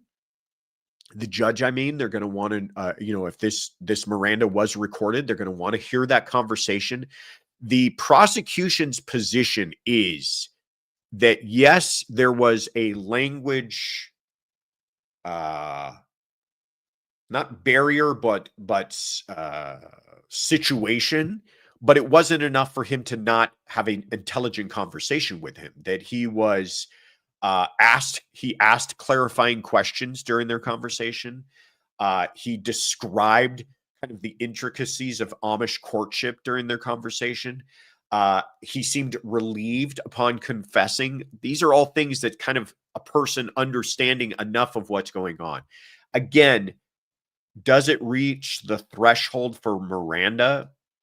Without knowing more, I can't really give an answer, but I'm going to say that threshold is not that high. You don't have to be a legal scholar. You don't have to be able to explain what your Miranda rights are. You just have to be able to kind of understand generally the idea that if you don't want to talk, you don't have to talk. But if you are going to talk, we're going to use what you say. And those concepts, at their very bare minimum, are pretty fairly easy to understand, even if there is a language barrier there. So we'll see. I'm very curious, because if they don't get this, by the way, his confession, they might not have much of a case here, is my understanding. So we will continue to keep an eye on that one. Thank you so much, Joy from Ottawa, for bringing up that case. Really interesting from a legal perspective. All right. Where are we going to next? Fueling up the jet, ladies and gentlemen. Where are we going to next? Terry L became a YouTube member. Welcome aboard, Terry. Good to have you. Jerry Michael has been a member for 6 months. I learned a lot from these podcasts. Thanks, Josh. Well, you're welcome. Thank you for joining us. All right. Where am I at here? Here we go. Hi, Josh. This is Nikki from Cleveland, Kentucky. I'm calling in about the Jesse Mack Butler case. Can the parents of these girls get more justice for them any other way? Love your channel. Thanks. Missy, thank you so much for calling in. I got to tell you, the audio was a little off, and I listened to it a few times. I think that you said that you were calling in from Kentucky. So if you're with us right now, Missy, tell me if I'm wrong. And I didn't hear where in Kentucky. The only thing I got out of it was Kentucky. But if you're here now, let us know. And if you're listening later, please leave us a comment so we can get it right next time. But thank you so much for the question, because I do feel like this is a case not enough people have heard about. This is the case of a young man by the name of Jesse Mack Butler. He was 17 at the time that he committed the crimes that he is now taken a plea deal on. So I'm going to say committed, not alleged. He's 18 currently. But these took place back in, Therapist says this one enrages me. You guys are about to join Therapist if you don't know about this case. It took place back in September of 2024 in Payne County, Oklahoma. He was charged with, get this, 11 felonies. 11 for crimes including rape and strangulation against 2 different underage, teenage young women. Horrible stuff. One of the women had to be hospitalized. One of the, I say women, girls had to be hospitalized. Her doctor told her that had he continued to strangle her for much longer, she may have lost her life. Horrible stuff. And here's where you're going to lose your brain. There is a provision in Oklahoma called the Youthful Offender Program. And if you were under the age of 18 at the time that the crime was committed, and you have no prior history, no prior criminal record, you are able to essentially avoid any kind of custody time and be put on a probation until the age of 19. He's 18. So we're talking about 1 year. The judge sentenced him in this case. There he is there. I just wanted to show this picture because he looks like an absolute entitled jerk. To 78 years of suspended time. As long as he behaves himself for the next year, he will avoid 78 years in prison. I don't get this. And again, I don't like to be, overreacting and hyperbolic and cause us to get our wills spun up on things when there might be more at play. But for whatever reason, the prosecution agreed to this. The judges agreed to this. I'll tell you who didn't agree is the parents of both of these young girls have both been very vocal about how they feel completely robbed of justice and disrespected by the prosecutors in Payne County there. I don't know if this is something statutory where it's like, if he qualifies, he is guaranteed to receive it. I don't know if the judge has discretion to deny it. I just know that this seems outrageous to me, and that to commit these types of crimes, we're not talking about this, by the way, just so we're all clear, these are not allegations of kids drink too much and there were misunderstandings or, some sort of statutory underage misconduct or something. We're talking about physical, violent, sexual assaults that would put a person who happened to be 1 year older than him in prison for a good part of their life. He's walking away from it. Really outrageous stuff. So Missy's question is there anything else that can be done here? I know that like congressmen in the area are asking for reviews, blah, blah, blah, blah, blah, blah, blah. I don't know if anything about this could be unwound. I know they can sue. They could go ahead and sue, and I hope they do. I hope they sue the living pants off of him and his family. By the way, his dad is a man by the name of Mack Butler, who is apparently the former director of football at OSU. Do what you will with that information.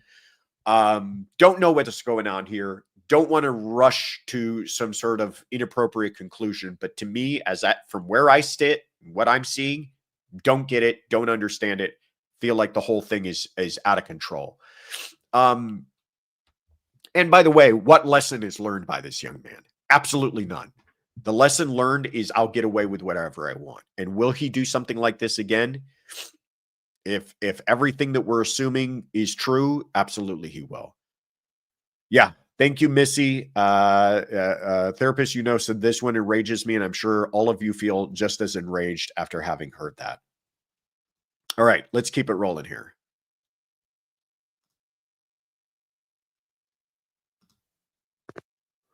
Hi, Josh. It's Valerie calling again from Valparaiso, Indiana. I have a question on a different Indianapolis crime. This one is Courtney Boose, Boose. End of September, stabbed a man, got arrested. He's been arrested, it seems, nearly 100 times and has never been sentenced to jail.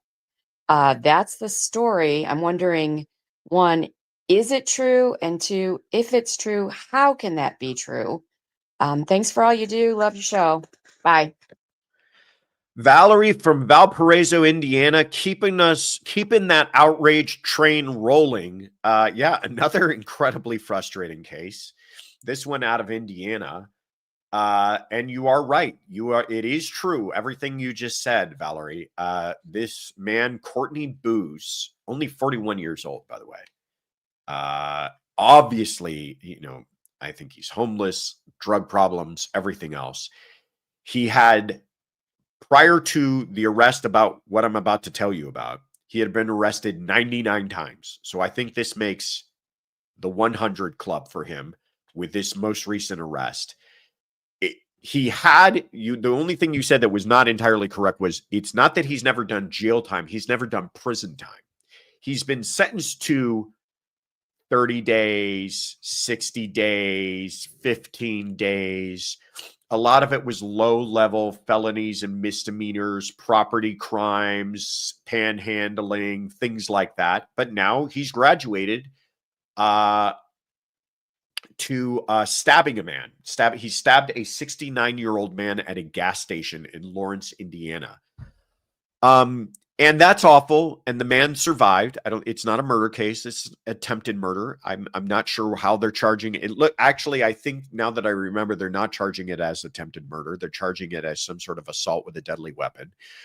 Still makes him eligible for prison time. I hope he does get the prison time. There's obviously other things at play here. Mental unrest, like I said, substance abuse, homelessness, all of that stuff. But it really begs the question of how patient should we all be, and what is the point of law enforcement and prosecutors and laws on the books if it isn't to protect people? And at what point do you start to look back on a person who's got 100 prior arrests and go, we're failing? We're failing him, and we're failing all of us, and we're failing this man, this 69-year-old man who got stabbed, because he never should have been put in that position.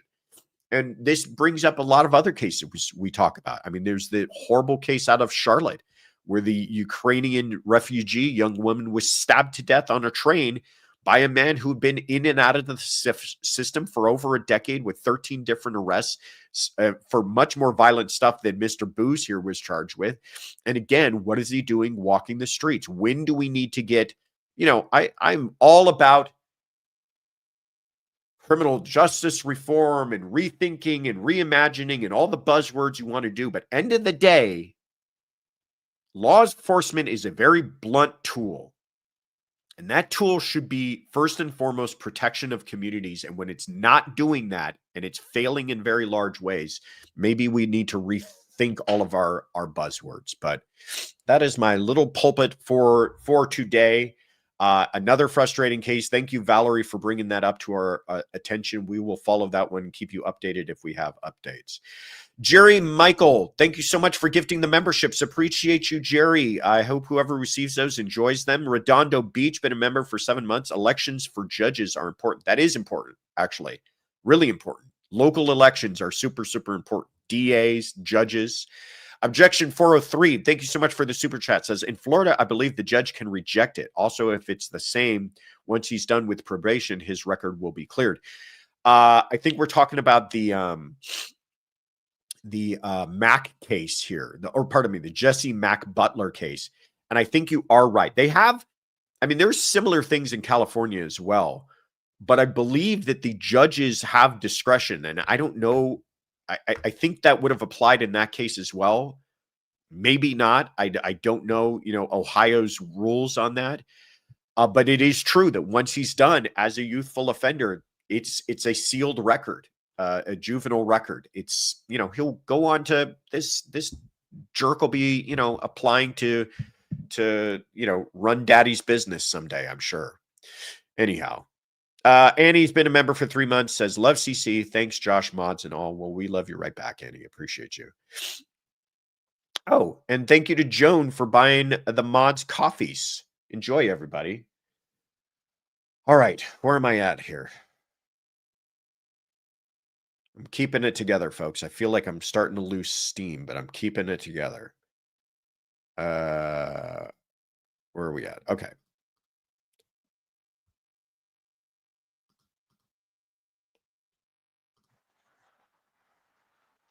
Hey, Josh, CC crew, any confidential grizzlies in the chat, as well as all the lurkers. This is Court Lurker from Spokane, Washington. I have a question about why judges, when deciding streaming rights, why would they only allow access to some for opening, closing, and or the verdict? Why not show all the evidence in these cases? If they're going to allow streaming, why not allow all of it? Very curious. And along those lines, I am also curious. We watched a presser recently where the reporters' questions were redacted. Why would they do that? Just curious. Sorry if it's hard to hear me. You guys are on a walk with me. But I love everything you guys do. And thank you, Josh and Courtroom Confidential, for all the hard work that you guys do. Thank you. Court Lurker from Spokane, Washington. Thank you so much for the kind words and for taking us on a walk. I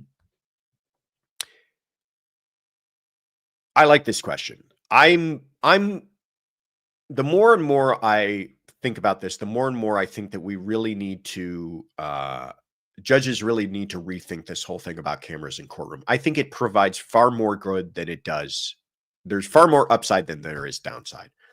I understand judges don't want their courtrooms to turn into a circus. They don't want to have the judicial system, criminal justice system turn into entertainment. I get all that. But transparency, I think, is very, very important in our criminal justice system. It's one of the bedrocks of all of this, is that we're not going to hide anything from you, how this is done, how justice is done, so that you can feel confident in the integrity that justice is being done. And when that starts to get dialed back, you start to get more and more questions and more conspiracy and more suspicion that justice isn't being done or it's not being done the right way. So especially too, in the times that we live, we expect it now more than ever. And when we don't see it, it starts to raise more red flags than more than ever. And so, you know, you have situations where judges flat out don't allow it. That's very troubling. The federal system doesn't allow it. That's incredibly troubling. And so, yeah, when these judges start to, like, you know, pick and choose buffet style what they're going to allow people to see and what not, I also don't understand it. It's like, let it happen. Just embrace the future. This is the way things are going. So yeah, we've had to, you know, then we just talked about the Bionca Ellis case. The only thing we were able to show you guys was closing, because that's the only thing the judge allowed cameras for. So I don't get it. Court Lurker, I agree with you. I think we should see more of it. As far as your question about the redacting of a reporter's questions, I've never seen that. I don't know what that's about. Maybe you could send me a video, because I'm not familiar with that at all. But again, you know, anytime you're starting to edit, dial back, censor things, you're going to get more and more. I think the adverse effect of the suspicion is far worse than whatever you're trying to protect your courtroom from. Thank you so much, Court Lurker. Allie, good to see you. Appreciate you. Said had a rough week, but Josh and CC got me through it. Oh, thank you, Allie. Well, now you're getting me through this. Thank you. Appreciate that. All right, let's keep it rolling here. Happy Sunday, Joshua, Tiffany, Kaylin, mods, crew, chat, guests, everyone. Alicia K. Mayo from Humboldt, Tennessee. Joshua, let's talk about the NBA betting scandal. Seems to be based out of New York. With the World Series coming up especially, do you think that this is going to bleed over into investigations into other sports arenas? Pun actually intended, or any other aspects of normal people's daily life? Look forward to your answer. Hope everyone has a great Sunday Funday. Bye. Alicia K. Mayo, Humboldt, Tennessee. It's funny. I'm now trained. The second I hear your voice, I just immediately type in Humboldt, Tennessee. Thank you so much. Good to hear from you. As always, the NBA gambling scandal. Yeah, this case is going to become big. I really feel like this is going to have we don't even, this is the tip of the iceberg, and we don't even know the ramifications this is going to have. I really do believe this. So just if you guys don't know, 30-something people were arrested across 11 states, but some big names are a part of that. Chauncey Billups, he's a Hall of Famer, former NBA star and now the coach of the Portland Trailblazers. Former players or current player Terry Rozier and former player Damon Jones also indicted.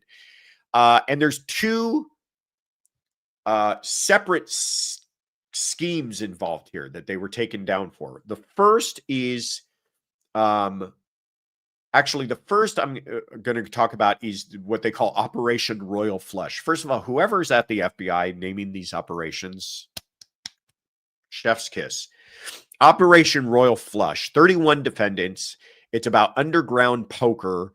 It also involves, you know, talk about nostalgia prosecutions. It involved 4 of the 5 New York mafioso crime families, La Cosa Nostra, the Bonanno, Gambino, Genovese, and Lucchese crime families are involved in this. And it's high-tech cheating. This machine that you see here is one of the shuffling machines that they were using to rig the games. This right here is a X-ray table that was able to see the cards through the table. Just pretty wild stuff that they were using. And what they were doing, both Billups and Jones are alleged to be a part of this scheme. What they were doing is they were luring in these wealthy card players to these, you know, back room games, high stakes poker games by saying, hey, you want to play with all these NBA stars and players. I'm sure booze and women were also involved in the whole thing. They get these guys, these fish, to spend a bunch of money, and then they rig the games and take them for all their money. And to the tune of millions. I think one of the people lost over $1 million in these rigged games. So it's a big deal, but it's not as big a deal. As bad as it is, it's not as big a deal or as bad as the other operation. And this is Operation Nothing But Bet. Get it? Also, again, chef's kiss to whoever came up with that one. This one involves 6 defendants, but this one to me has much more far-reaching ramifications because what they're claiming here is that players were essentially either throwing games or giving bettors inside information on games.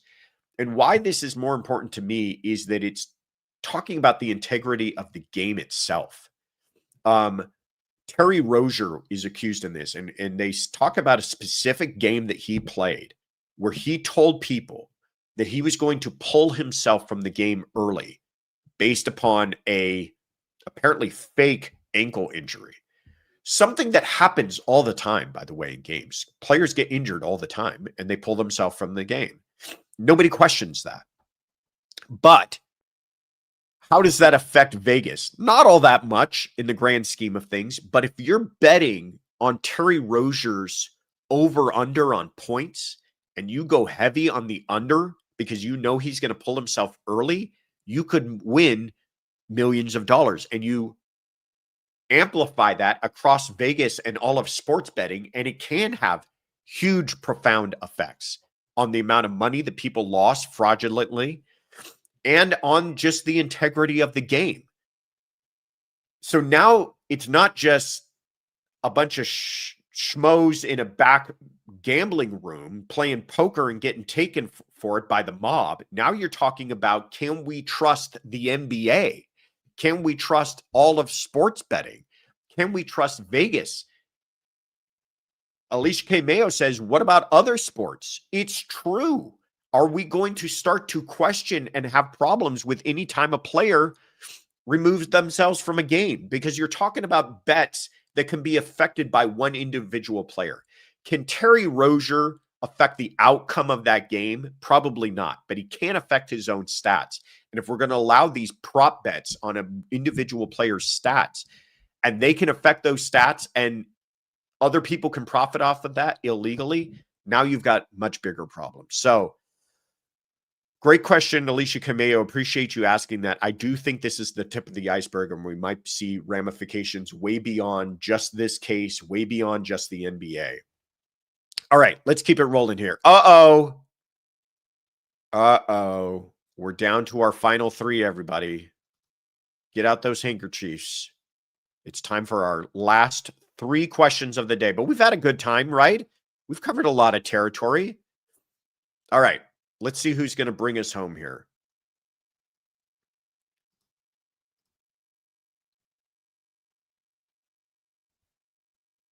Hold on.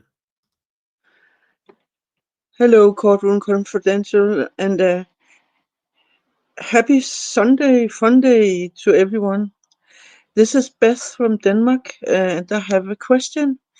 I have a hard time reading my own computer screen, and it will take me more than 1 minute and 30 seconds to read in English. So I have made a digital recording. So I hope that's okay. I'll start now. Hold on. Here we go. I watched Donna's sentencing, and in my opinion, we saw how Harvey and Donna react when something goes against them. It was ugly to watch, in my opinion. My question is, how did Dan Markle view punishment? Is he forward-looking, against rehabilitation, or perhaps backward-looking, that punishment is a moral response to the evil act? Is there a general belief in the US about the idea of punishment? This was my question. It was only 1 minute and 15 seconds. So I hope it's okay. And I really hope everybody have a nice day, nice Sunday. This is Beth from Denmark. Bye-bye. Beth, I got to tell you, this absolutely warms my heart. This is so wonderful. I am so touched that you came up with this idea and went to the extent of having your computer read your question. You don't let the language barrier stop you, and so I'm very grateful and very touched that for the question here, Beth. Let's put Denmark on the map. Anybody else listening? Great idea for Beth. If you feel like you're uncomfortable with your English to ask a question, we've got technology now. Therapist, says, "Oh, how crafty." I love this. I agree. And it's a great question, Beth, that you ask about Donna Adelson and Dan Markell. But just generally, the idea of, rehabilitation versus punishment. We could have an entire episode just talking about this. And I think it is, I know every country certainly looks at it much differently. I know a lot of the European countries view it very differently than America views the idea of imprisonment. I will say that, just having been in the American system and for my entire professional career, and having dealt with it from both sides, from the prosecution to defense side, it is very much seen as punishment far more than rehabilitation. But I think that is changing to some extent, and I hope that it's changing in a good way. I will say, in a lot of instances, it should be about punishment. And it's about punishment, but it's also about removing somebody from society. This person right here. You are someone who plans the assassination of the father of your own grandchildren because you just can't be troubled to get on a plane a few times a year to go see your grandkids. I don't think that you should be walking amongst us. Is that draconian? Is that dismissive of the rehabilitation of Donna Adelson? Perhaps you could make that argument, but perhaps also that's the way we want things, is that there are certain people who commit certain crimes and have shown so much evil in their heart that we just feel like we don't want you walking amongst us. Let's put aside the discussion of the death penalty. Let's just say, hey, you could go ahead and live a life. You're just not going to live it with us. You're going to live it behind bars. But then there is the idea that sometimes, especially when it comes to younger folks, who don't have a fully formed brain, that maybe they can be saved and maybe they can be rehabilitated and maybe people do make mistakes. And in my work as a criminal defense attorney, I will say I see that far more than I ever thought true. That a lot of people who get caught up in the system are inherently good people, not this person staring at us right now, but inherently good people who made a mistake and do just need another chance. And maybe they need to learn their lesson, but they should be given an opportunity for redemption and rehabilitation. So it's a great question, Beth. I don't know how Don Markel felt about it. I think he probably was more progressive and forward thinking about rehabilitation. But I think he also would have felt that somebody who commits a crime as heinous as Donna Adelson did probably does deserve to go away to prison for the rest of her natural life. Thank you, Beth. Again, big round of applause for coming up with that clever idea. Beth says, is this Beth? Oh, this is Beth. Thank you so much, Josh, and to all of you. Thank you for the super good questions you ask, and all the best to you from Beth from Denmark. Beth, I love it. I appreciate you. What a clever idea. Now you're on the hook. I expect another question next week. All right, let's keep it rolling here.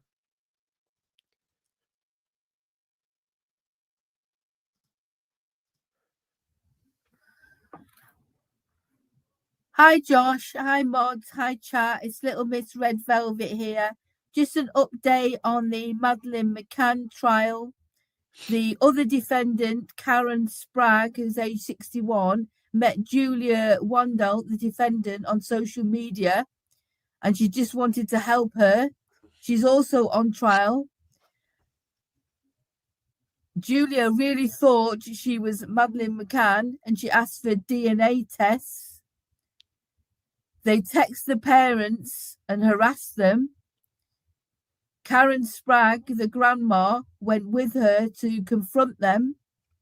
And the prime suspect, who is Christian Bruckner, who is German, has just been released from jail, and he is living within the community now.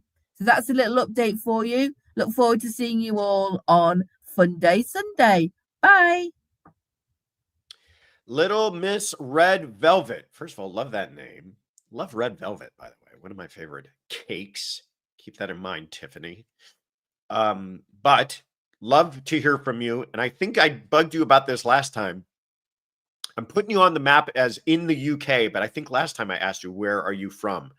Woohoo, it's me. I had a cold then too, Josh. LOL. Well, where are you from? Where in the UK? So we could put you on the map more specifically, unless you work in the covert ops and don't want us knowing your exact location, in which case I understand and I'll keep my mouth shut. But thank you for the update on this wild, wild case involving the Madeleine McCann family. Obviously, this is the young girl who went missing out of Portugal. Her family had been visiting from the UK. A horrible, horrific story. Manchester. Put Manchester on the map. Now I'm going to remember. I'm going to put that in my notes. She goes missing. It's horrific. One of those stories that it continues to be a quote unquote unsolved case, one of the most notorious in all of true crime. And then, years later, now this woman from Poland, Julia Wandelt, Wandelt, 24 years old, says, I'm Madeleine. Obviously suffering from some sort of delusion. She's not even the same age that Madeleine would have been. DNA tests are done. She's not Madeleine. She's convinced she is. She also convinces a woman, an older woman from the UK by the name of Karen Sprague, that she's Madeleine. Karen, apparently just being friendly to this woman, Julia, kind of gets roped into the whole thing. And they start harassing Madeleine's family, Kate and Gary McCann. They show up to the house, demanding DNA tests, calling the house 50 times a day. Horrible stuff. I think that trial is ongoing. Maybe Little Miss Red Velvet, but I looked into it and I didn't see any kind of verdict just yet. So I think it's still ongoing. And then to add to it, kind of separate and apart, the main suspect in this whole thing is a man by the name of Christian Bruckner. When I say main suspect, the main suspect in Madeleine McCann's disappearance, a German person. He was, yes, it is ongoing. Thank you so much for that. He was convicted on a unrelated sex charge in Germany. He was released in September of 2025 on that, remains a prime suspect of the UK investigators. And now my understanding is he's they're having trouble housing him anywhere. He got kicked out of a halfway house because of all the kind of negative attention that he receives. And he's living in like a tent and under surveillance. So I don't know if there's ever going to be an arrest in this case. I don't know why he remains the prime suspect, but they feel that they don't have enough to actually make an arrest. Maybe we'll get a breakthrough on that whole thing. But like I said, the poor drama that this family has had to suffer through, it just seems unfair and unbearable for one family to have to suffer through. But thank you for that. Little Miss Red Velvet from Manchester, UK, for calling in. All right, this is it. Drum roll, please. Last one of the day, everybody. Who's bringing us home? Hello, Joshua and the CC crew. It's Raffaella here from Melbourne, Australia. I've got a really weird question. But if Harvey Adelson ever gets indicted and goes to trial, can his defense statement, whatever that was, be used as what can it be used against him in trial? I'm really curious about that. The other thing I wanted to ask you is, I've looked into the Alan Greenberg case, and I'm not 100% sure I'm right, but I believe that Sam only text messaged Alan for that whole entire time that he couldn't get into the apartment. And I find that extremely strange because I know myself I'll miss text message notifications, but I will always hear my phone either ringing or buzzing. So it's really weird for me. If he didn't ring, can you try and find that out? Thank you. Have a great day. Bye. Raffaella from Melbourne, Australia. Thank you for putting Melbourne on the map today. Can we zoom out on our map a little bit? It's just amazing to me how much we have spanned the globe here. Look at that. Incredible. That is so touches my heart. Thank you guys so much for everything and all the support and everybody who calls in and listens in and goes about, getting past whatever difficulties you have to leave us a message. We greatly appreciate it. All right. Couple of questions that you have here, Raffaella. One, can Harvey Adelson's statement that he made in court be used against him? The answer, the short answer is yes. If he were to be indicted, any statement that a defendant makes, sworn or unsworn, by the way, it doesn't matter if he's, took an oath or not. It is a party admission, and they can use that against him if he were ever to be indicted and brought into trial. Follow-up question, though, is what did he say that would be used against him? I mean, him saying the Markells are liars, probably no evidentiary value to that as far as if he were to be implicated in the murder of Dan Markel. So likely whatever he said in court doesn't have all that much of an impact or a decision on whether or not they're pursuing charges against him. We talk a lot about Wendy. I think he's another person we should be talking about as far as what he knew and when he knew it and how much he was involved. I will say my sneaking suspicion, though, is that they were both at the airport with one-way tickets to Vietnam, and only Donna got arrested. So I feel like we might be in a much more clearly defined situation to say that he's not likely to be indicted. But again, you can't ever talk about Donna without talking about Wendy. We'll see. Any day now, I expect we might hear something. And then finally, about the Ellen Greenberg case. I am no expert on this case. I've tried to educate myself. There are people who are far more in the weeds on this case. Gavin Fish being one of them. We have him on our have had him on our show a couple of times, so check out those episodes. But as far as you raise an excellent point, did he call her? We know that there were many text message exchanges. So just to catch everybody up to our conversation here, story goes, Sam Goldberg, who was Ellen's fiance at the time, leaves their apartment, leaves her inside the apartment, goes to go work out. When he comes back from his workout, he can't get into the apartment. The door's locked. He doesn't have his key. He's, I suppose, expecting for her to let him in and for the door to be unlocked. So we do have seen that he texts her a bunch of times. We've seen some of those texts, things like, where are you? What's going on? I'm getting worried. Rafaela's point is, well, if I can't get a hold of somebody, I call them. I believe, and I'm just, I'm going back through reports on this, that he did call. And I think they do have those records. I feel like if he hadn't called, that would have become much more of an issue. But if there's anybody who's watching now that has, more specific information on this, I believe that the reports are that he also made several calls that were unanswered by her. And regardless of how you feel, if he had any involvement in this or not, you would expect that he might have called as well, because the calls aren't going anywhere. But a crazy case. Another one of those cases that, continues to frustrate us all because we're not getting satisfactory answers out of all of it. But that's where we're going to have to leave it for this week for Sunday Funday. I hope you guys enjoyed yourselves. TO Toys has been a member for 8 months, says, let's keep it rolling. Thank you, TO Toys, my friend Phil. And Potter, thank you so much for the coffee for the mods. Appreciate that. Chicago Marie for buying coffee for the mods. Appreciate that. Lejeune from Leander, Texas. Thank you for buying coffee for the mods. Wow, the mods are getting a lot of love. I appreciate that. Good for the mods. K9 Catherine.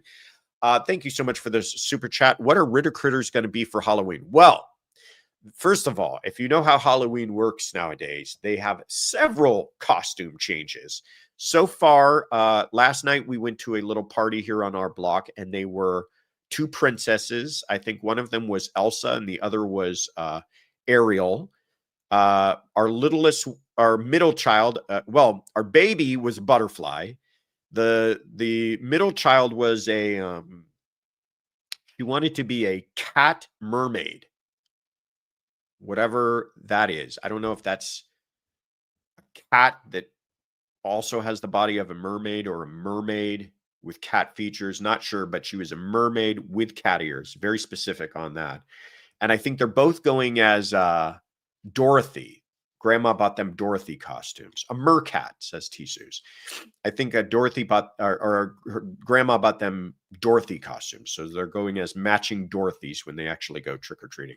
Gisela, good to see you. Grizzly True Crime in the house. Always appreciate you being here. All right. We do have some announcements, some stuff coming up, some interesting things in our shop I want to tell you about, and some programming tweaks that I want to share you about. But before we get into any of that, I want to give you this quick word from our sponsor. I just wanted to share with you a story that happened to me at CrimeCon this year. If you're a follower of this channel, you already know, but I lost temporarily my passport. I've got it back now. Thank you very much. But while it was gone, it is such an unnerving feeling to know that your personal information could be in the hands of another person. But what brought me a little peace of mind was knowing that I had identity theft insurance through Aura, our first ever sponsor. If you've ever wondered how scammers get your information and why your inbox is full of junk, this is why. Data brokers collect and sell your information without your permission, and they make billions doing it. And that is why we are proud to partner with Aura. Aura does the hard work for you. They scrub your information from the internet, protecting it from those shady sites and making sure that your information is kept safe. But it's more than just data removal. It's also about digital security. That's why I felt such comfort even when my passport was lost. You get dark web alerts, bank fraud monitoring, a VPN, antivirus, a password manager, and up to $5 million in identity theft insurance, all in one app. Try Aura today, free for 14 days at aura.com/courtroomconfidential. It's free to try. It protects you, and it helps support the show. Please check it out. I saw someone in the chat says, why did Josh have his passport? I don't understand. Where was he going? Great question. Josh can't find the time. There we go. Troublemaker Baker. Josh can't find the time to get his car washed, let alone go to the DMV to get his real ID. So I still don't have my real ID. I'm hanging on to the passport. I got to go to the DMV to get my real ID, but that's the only way I'm able to travel because they don't, the government doesn't believe I am who I am without that passport. So I couldn't lose that thing because otherwise I couldn't get home. But thank you for your concern, Troublemaker Baker. Jody Todd, thank you for the super chat. Appreciate you. All right. Let's get to some announcements here. First of all, have you seen the website, thecourtroomconfidential.com? Well, you should check it out because one, if you're thinking to yourself, this Sunday Funday stuff is fun, but I have a question that I want to ask. Well, the best way that you can do that is go to thecourtroomconfidential.com and click on leave us a message, and you can leave us a question about true crime, and we will answer it live, as you've seen take place here on Sunday Funday. Also, if you're thinking, wow, I've seen all these people receive free memberships, I want to get a membership of my own, I don't want to be left out, go to thecourtroomconfidential.com and click on become a member, and you can learn about all of our membership perks, and we put a lot of time and work into that to make it worth your while. And finally, you see this new beautiful color that I'm wearing today? What is this? We've got new colors coming to you soon for the fall season in the shop. Kathy says it's penalty phase purple. Love that. Little Miss Velvet calls it plum. I agree. That appears to be on brand. T-shirt color passport. Cute. Cat flap carnage. Cute. Like that one a lot. Perjury purple, says Sneemac. We've got this, a few other new colors that I really like. Grape, says Kaylin. What is the name of the color? Is it grape? Oh, it is grape. Okay, well, that's what it is. Grape.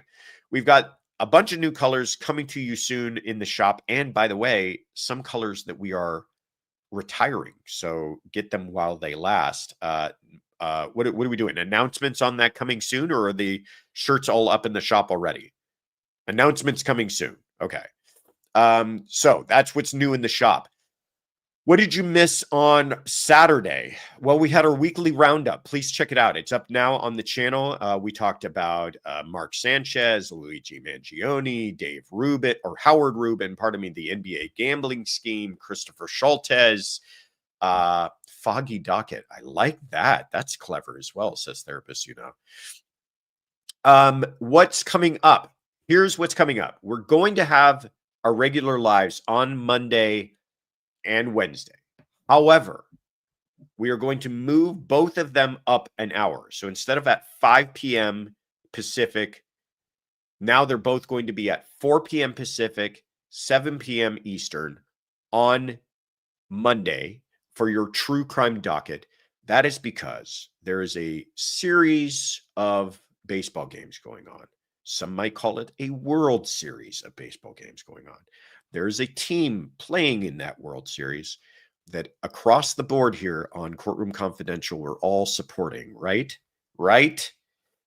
Let's go Dodgers. Tied it up 1-1 in the series now. It's going to be a good one. They are playing both Monday and Wednesday just to inconvenience all of us. So we're going to avoid missing that game, we will have our Monday night special true crime docket at 4 p.m. Pacific, 7 p.m. Eastern. Still all the same goodness, just an hour earlier. And then on Wednesday, we're going to have our Wednesday Night Live. And our guest this week is Anjanette Levy. So she'll be checking in with us to talk about all the things happening in true crime. We'll catch you up on that Wednesday. But again, at 4 p.m. Pacific, 7 p.m. Eastern. Gail P. from South Africa. Love watching your show. Well, good evening to South Africa as well. Also, Kathy says, go Dodgers. Yes. Bringing it home. Let's bring it home. Let's bring it home. Finally, CrimeCon is coming up this May 29th through 31st in Vegas. If you needed a better excuse to go to Vegas, well, then we'll give you 10% off your tickets to CrimeCon. If you enter the word courtroom, all in caps, all one word, at checkout, you get 10% off.